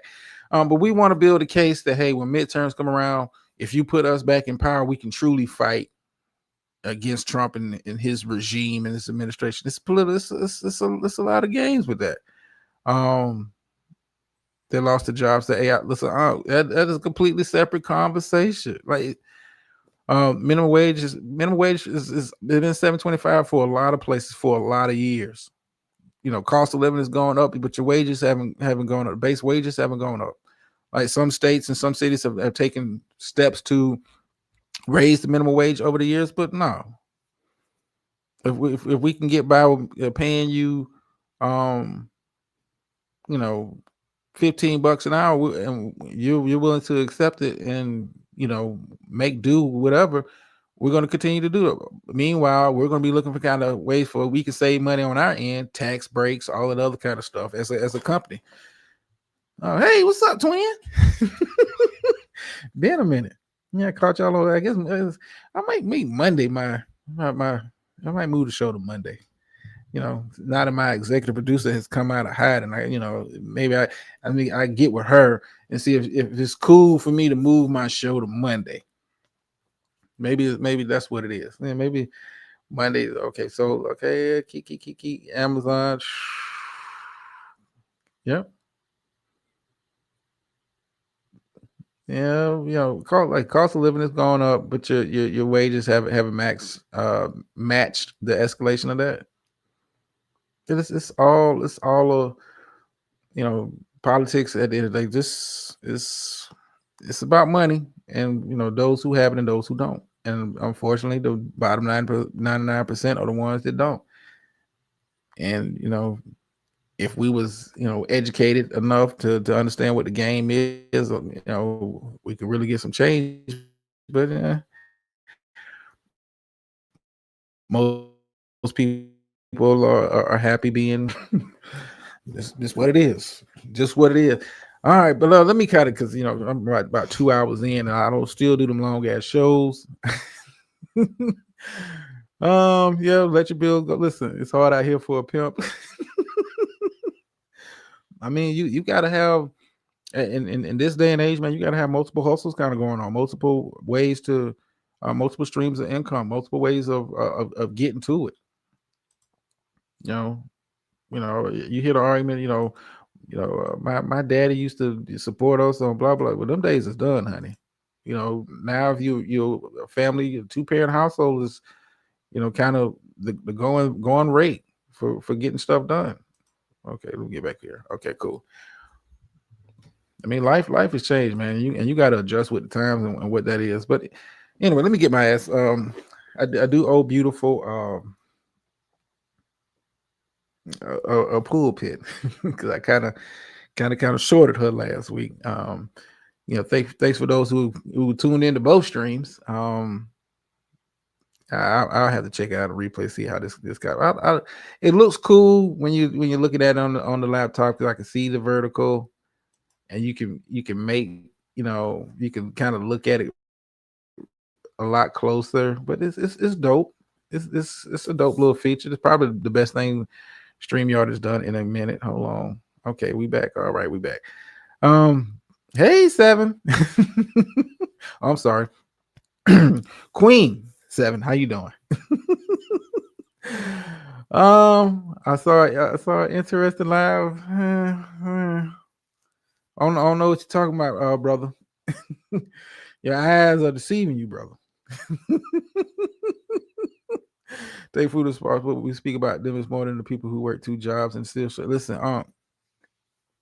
And you got for some people who've been working for a very long time. You got some people out here they would be classified as the working poor. The people that are actively working. 1 to 2 jobs. You got the working poor out here. Working two jobs. And just trying to make it, and can't get a tax break, can't get a wage increase. Cost of living goes up. The answer is find you another source of income. Not we're gonna raise your wages to the level of with the inflation. So I mean, listen, you and I, I don't like that skinny. I just saw your comment.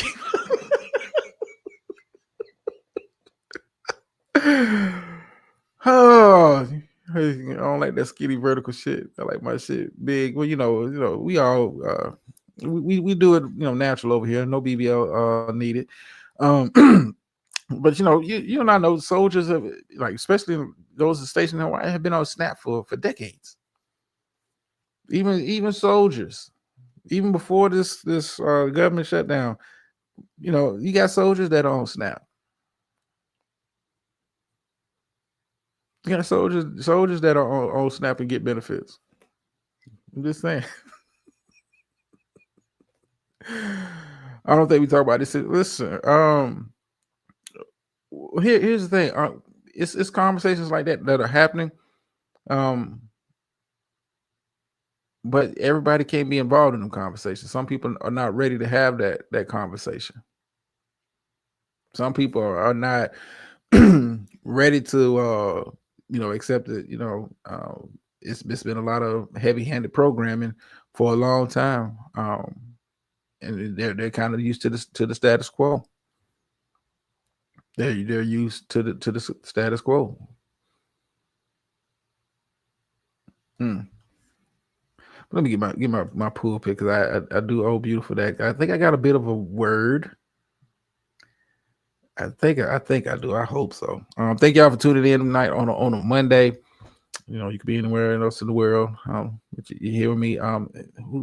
She told me I have to do this. Like, share, subscribe, all of that good stuff. And if they do talk about it, they don't say it out loud on social media. Well, like I said, it's conversation. You can't include. And this is what I found before I get into the pulpit portion of the show. This is what I found. On some conversations you can't have with everybody for some reason. They not there mentally. Well, Keeper, she might be on the. I can see everybody, but she might be on the vertical. But it's just two like simultaneous streams going, one vertical, one regular. So if you can't see her, trust me, she's here. I don't know which chat room she's in, but she's okay. I guess she's switched over. But she's here, Queen Divine. But back to what I said, like, some people, you can't have no conversations with.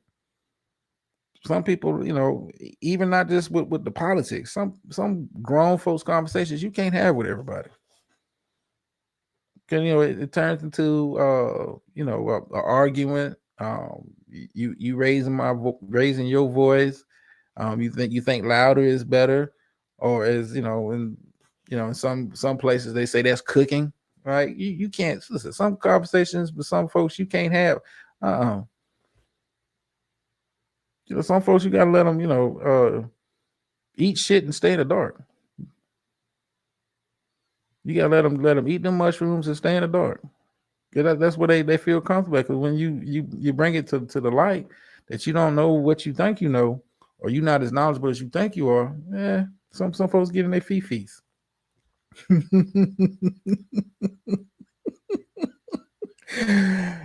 Some when people get into their fifi. So like, nah, you can't you can't have that kind of dialogue on a consistent basis with some people. You think I know the sky to be blue, but you think it's purple. Okay, fine. You think it's purple. Who am I to argue with what you see through your lenses, your eyes? Why waste my energy trying to convince you that what you're seeing is wrong? How you interpreting things is wrong. But you know what?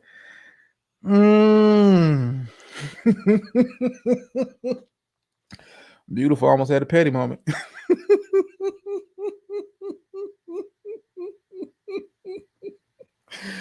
I blame Keeper for that. Keeper is my evil twin. Keeper's my evil twin. Who almost had a petty moment.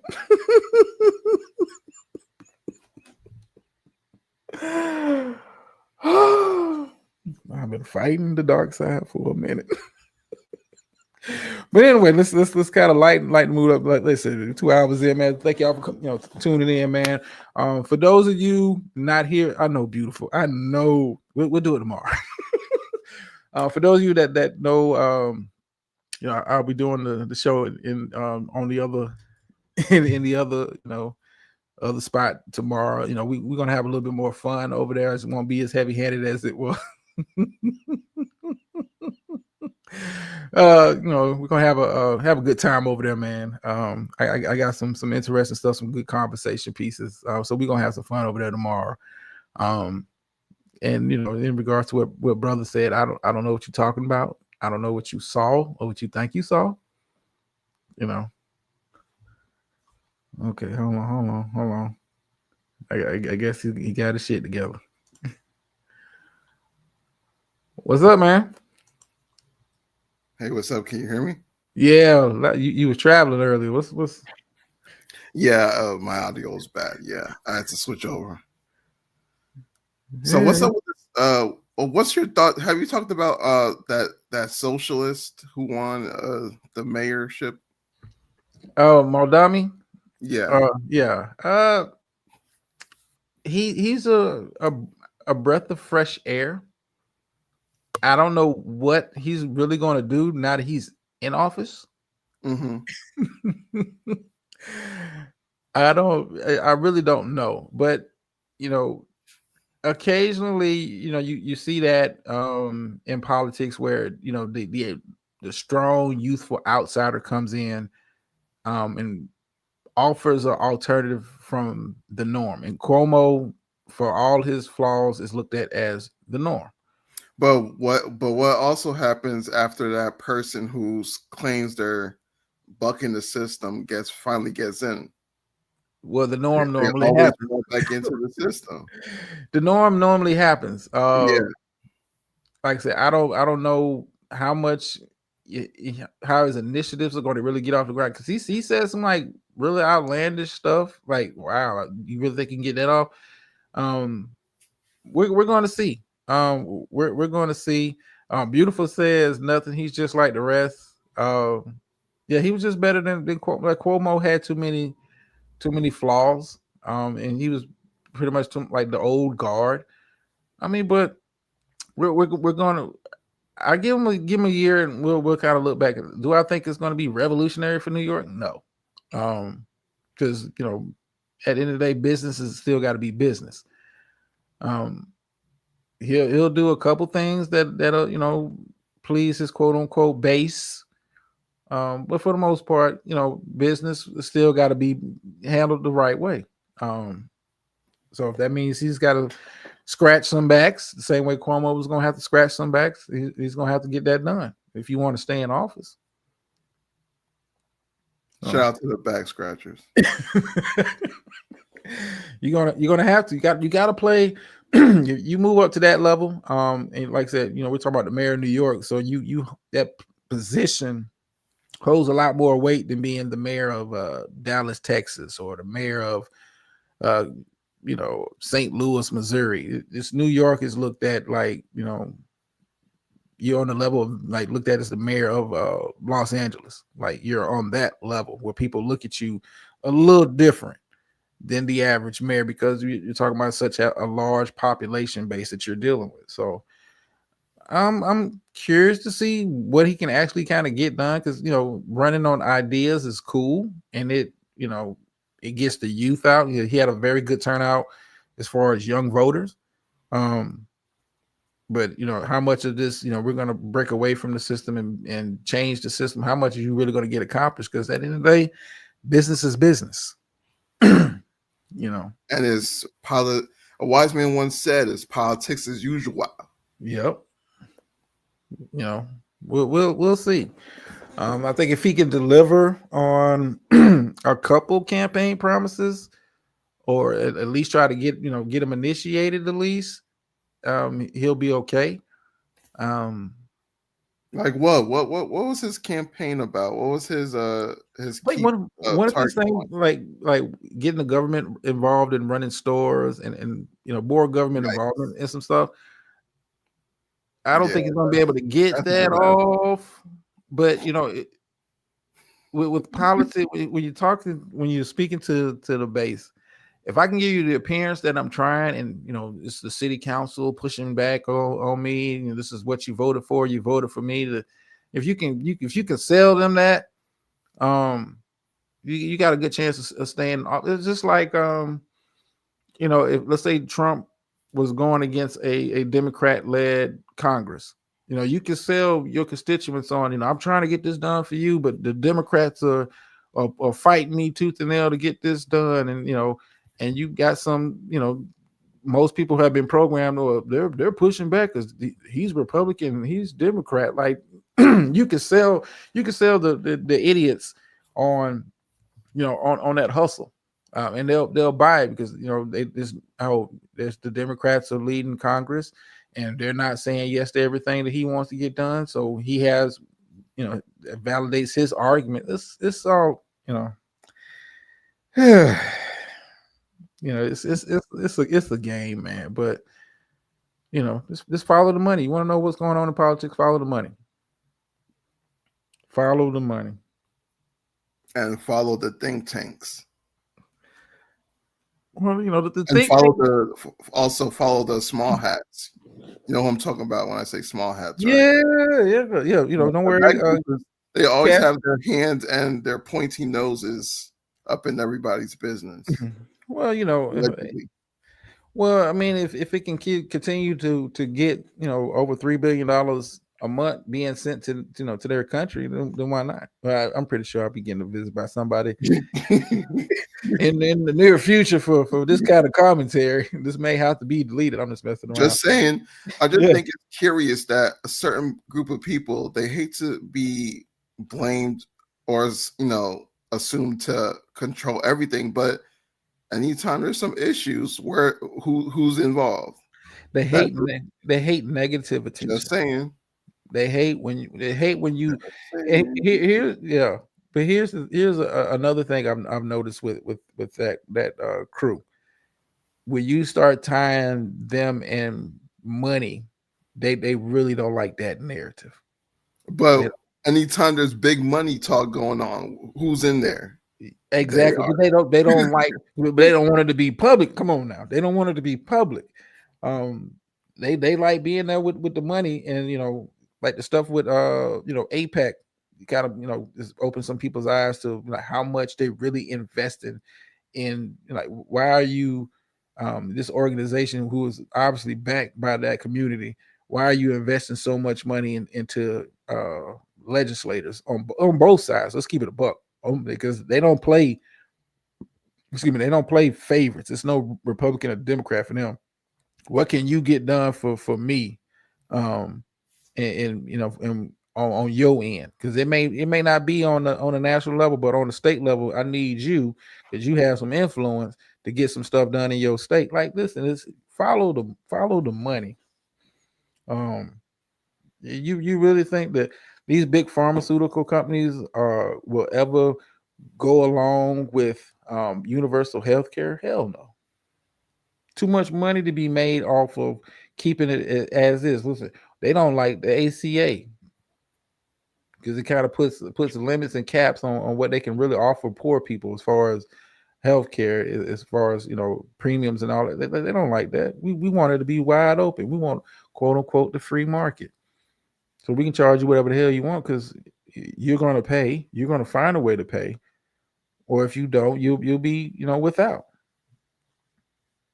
Meanwhile, while we get tax breaks and all of that kind of other stuff, like Speaking of APEC, did you see that press conference or whatever with Mayweather, and he was over there? I talked about it last week. Yeah, Tap dancing to those small hats. yeah, had him dressed up in a full boxing robe.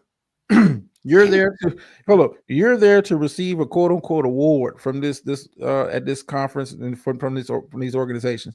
You're there to receive, and you was their champion of the year, and they had your goofy ass dressed up in the goddamn boxing robe, looking like a complete dummy. I mean, listen, the whole it's so many clips that came out of that. Matter of fact, I think I got one. I haven't played. Let me see if I still have it. I got one that I haven't played. I mean, it's so many clips that come out of that. Like this, the rhetoric alone. Let me see if they might have they've been working heavy, getting stuff taken down off the internet. Oh no. Here's like I got a short 2-minute clip. I want you to this is the kind of stuff that they talk about when they think people are really not paying attention. Give me a second. Y'all got to see this clip. I meant to play it last week. I know the fraud asked me for this, and I had it. I couldn't find it. But check out this real quick spot. I said, I want them to turn that place into a parking lot.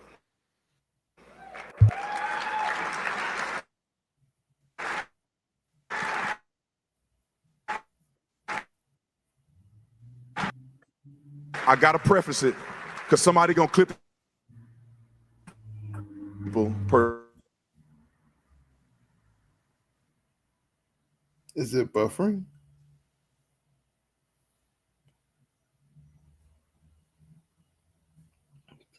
Did it freeze? So, to people that I love, people died. You decide that if you ever think about trying something like this, your country will cease to exist. Boy, if I was the prime minister, it's 48 hours. Give me 48 hours.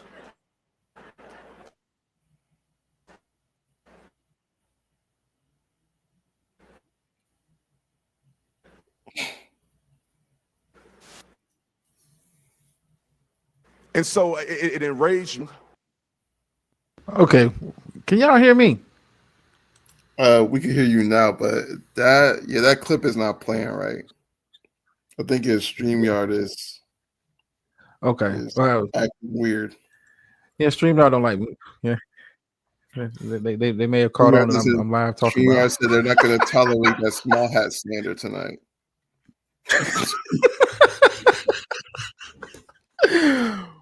Oh yeah, beautiful. Listen, they don't want me to listen. Go look it up. It's Brandon. What's his name? Brandon Tatum. Speaks on Gaza. Go look up that clip online. The clip was buffering and freeze. Okay, keep it. You can go check it out. This is StreamYard. Jesus. Oh yeah, I have a quick question before I end this segment of demonic Louseville talk. You said you was gonna have a show that's a little lighter in the topics. What do you mean by that? Well, I have another little space I'm cultivating. This it's a little bit lighter. It's not really the heavy-handed shit. It's more like it's kind of like not a sector show to a degree at times. We talk about video games and anime shit like that. You interested? Nickel bag is sold in the park. I want in. Hold on. Let me You'll put it in the private chat. Yeah, because they're gonna be like, what the hell? Yeah, but those, Yeah, but that's the spot. We normally over there on Tuesdays. Oh, interesting. Yeah. We about good 8-9 shows deep. Like it's a little bit lighter, man. It's not as heavy handed with the topics like I do on this show. So remember, we do talk about some serious stuff from time to time. It's like mostly this, relaxing shit. Shit you can't talk around with other people. Yeah, They- the people, yeah.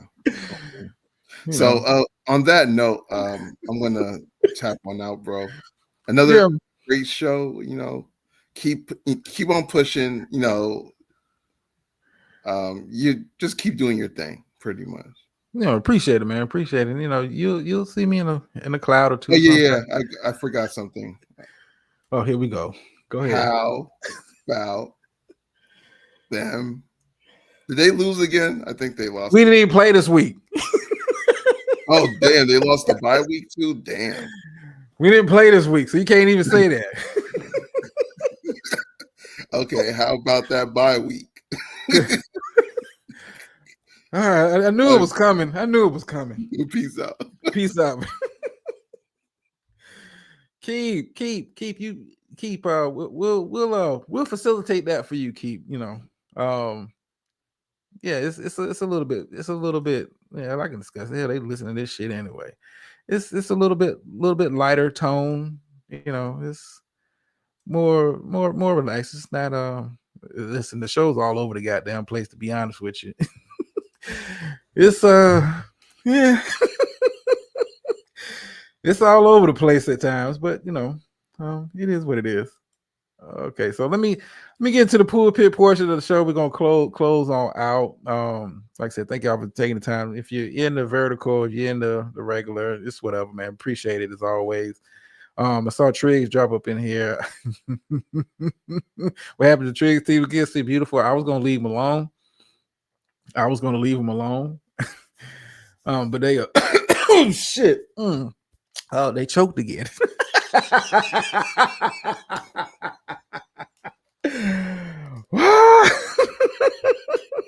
Yeah, they choked again, beautiful. They choked.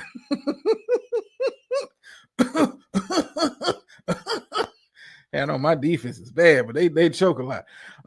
Let's get into the pulpit portion. It may be let's go. Let's go.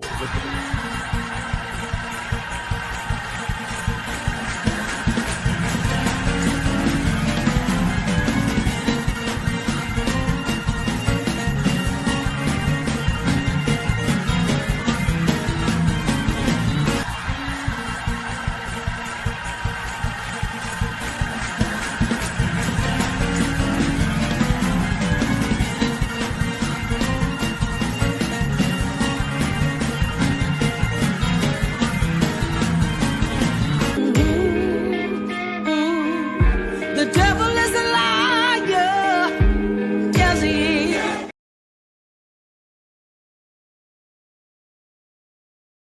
I learned something new. So my video won't play, but on the vertical. Interesting.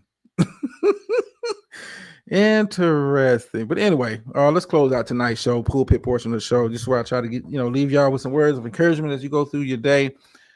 I kind of want to, double back just a little bit to the Marshawn Neely situation. For those who kind of came in late, and who are not aware, Marshawn Neely, Dallas Cowboy player, committed suicide last week. And I'm reminded this time of the year, it gets tough for a lot of people. Reach out and if you're feeling down, reach out to somebody, talk to somebody. It's resources out there, it's hotlines out there, for you to kind of tap. Like I said, the holidays, it can be a bad time for a lot of people. This is typically the time of year where you start remembering loved ones that you lost and that kind of stuff. And of course, with what's going on in the world, the economy being what it is, this is the kind of time folks get kind of stressed out trying to provide Thanksgiving, trying to provide Christmas for the kids and the family and that kind of stuff.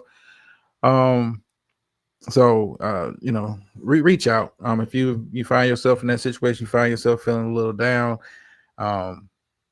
I'm just gonna talk to my YouTube people.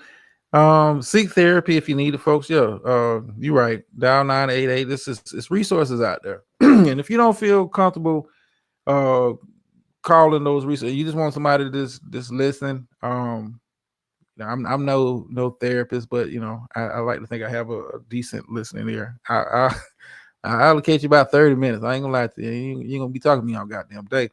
I mean, but if you reach out, this is a community that we, and not just me, have kind of cultivated over here. So if you don't feel comfortable calling complete strangers, you want to hear the sound of my voice, whatever, just reach out. I'm available most times, and I try to give words of encouragement and that kind of stuff. But anyway, to not 30 minutes. They're beautiful. Listen, listen. And those that know. I'm if you got my email, I'm available. For whatever ideas or whatnot. Just a word of encouragement. It ain't just for the lights in the camera. It's not that. But listen, I ain't gonna lie to you. You are not going to be talking my ear off for hours at a time. But if I got the time, I'll be 30 minutes. I'm just playing. I'm just playing. Yeah, this don't take that too literal, too serious. But I'm available. But anyway, I'll definitely make myself. Yeah, brother. Like, yeah, we have a community here, people that is willing to be a listening ear, especially during this time of year, and all that kind of stuff. But yeah, tonight's pulpit, it resonates on a lot of different levels, and it's not overly complicated. But if you kind of piece through it, it's deep. And it goes, there are people assigned to bless you and people assigned to block you. Use your discernment, because sometimes both of them are usually close to you. Now, we've talked about this a time or two, maybe a pulpit here or there. We talk about, be mindful of the company you keep, and be mindful of the company your company keeps. And you gotta understand, there are people that are assigned to you that God will place into your life as a blessing. Not to say that these people are going to give you money. They're not going to maybe not give you riches. It may be somebody that's there. God will assign someone to you that from time will give you a word of encouragement. Will help give you a piece of advice when you need it, or correct you when you're wrong. But then people are assigned to you to block you. Some people will that stay in your life and want your life to stay to the way that it is when they got there, because we've talked about this ad nauseum with the pulpit portion of the show. Some people don't want you to change, and some people don't like how change looks on you.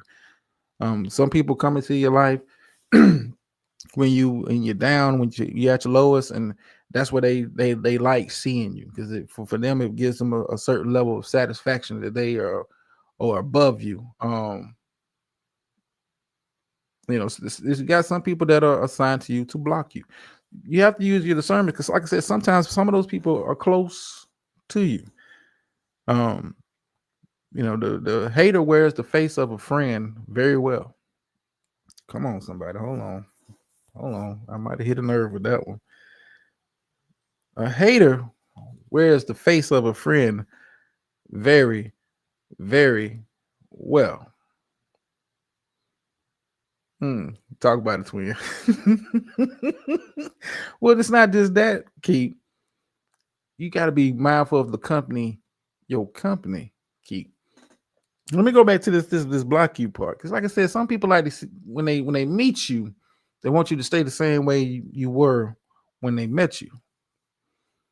But if you still the same person that I met, meaning you still in the same situation, you still having the same problems, you still having the same character flaws that you had when I met you, and you have not gotten any better. Um, some people want that to be their reality for you. I'm one of those that I like to speak speak life as much as I can. And listen, I don't claim to be perfect. I don't claim to be overly righteous, but and I don't have to um name drop and all of that kind of stuff. But those that know, I try to be as encouraging because I don't want to see you the same. I want to see you better than you were yesterday. I want to see you better than you were a month ago, better than you were a year ago, and whatever that is you're doing. Because listen, some people want you, they want you to grow, but they don't like how the growth look on you. Like I said, even if you get to the point where you outgrow me, that is a beautiful thing. It is a beautiful thing. I'm intrigued. I'm happy for whatever attire you decide to wear. Seeing that it's metaphorical and not your actual clothes, but whatever attire, how you decide to design yourself, because nobody's built like you. I'm not here to offer you any attire. I'm not here to dress you up and place you in clothing and shoes that you are not comfortable in, or shoes and clothes that don't fit. If you were a 34 slim, what I look like coming at you with some size 46 jeans. If you were a clean cut sister, what I look like coming to you, I want you to dress up in Daisy Dukes. I want you to, be comfortable with how you design yourself, because I'm that's part of knowing how loving and how growth looks good on you, how that growth looks on you. Like some people don't listen. Some people are assigned to bless you, and some people are assigned to block you. People, listen, come on.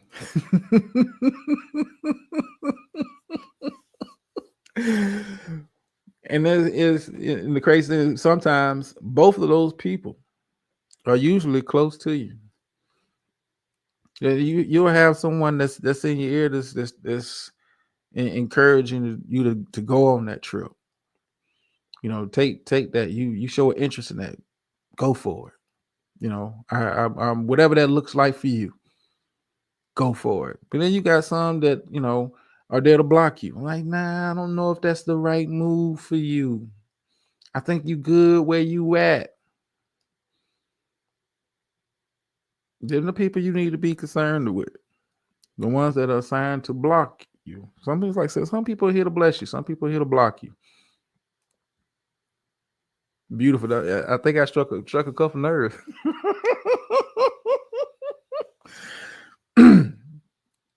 Like I said, moral is, like I said, the hater wears the face of a friend very well. Be mindful. Your spirit of the discernment should be on high alert at all times. Understand when something is for you and when something ain't for you. Sometimes you gotta let go. You gotta let go to grow.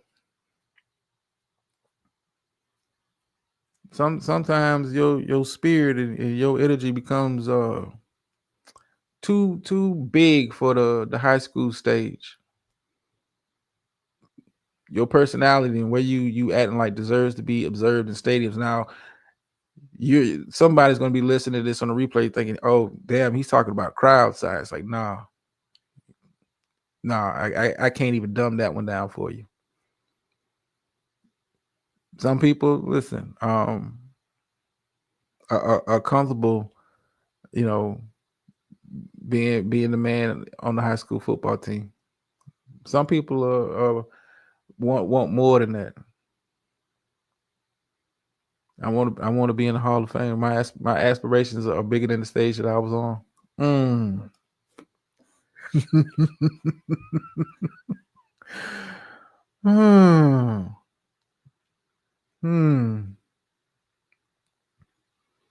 I a little too deep with it tonight? Maybe I am. Maybe I need to go underground with this message.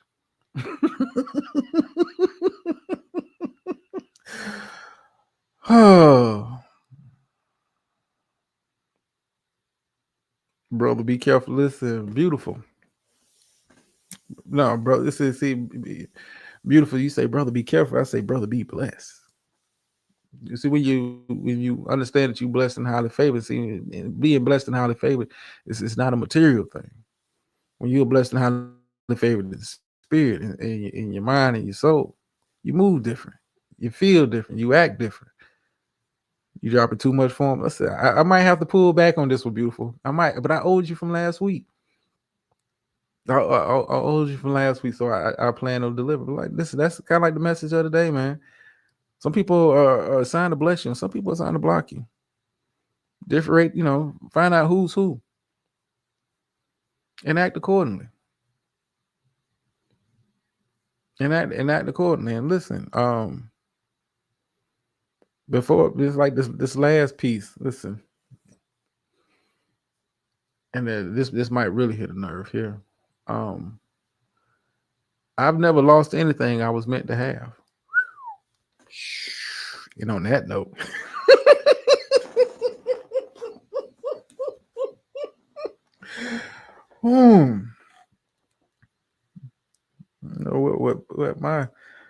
What he has for me is for me.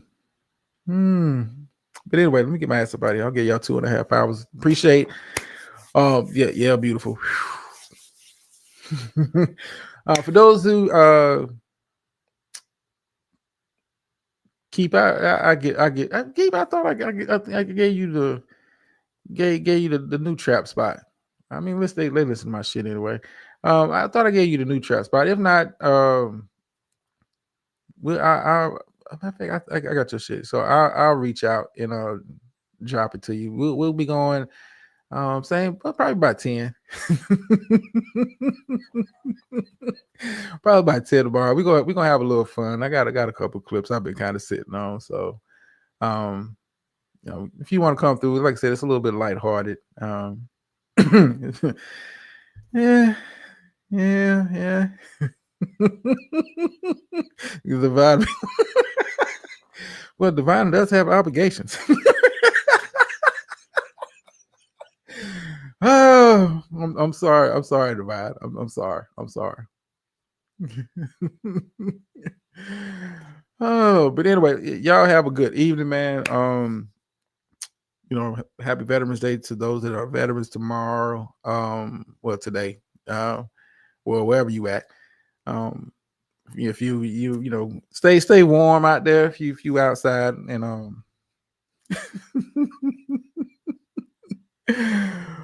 whoo, y'all have a good night. Be blessed, and of course, I know Gator is probably asleep by now. My executive producer came back to the show. I'm so happy for that. I has been goddamn missing. He doesn't mingle with the peasants anymore. See, brother, I'm not. Maybe you in the other chat, she can't see it, but Divine, listen, and I feel wrong for even saying. He said you don't mingle with the peasants anymore. No pressure for me. Be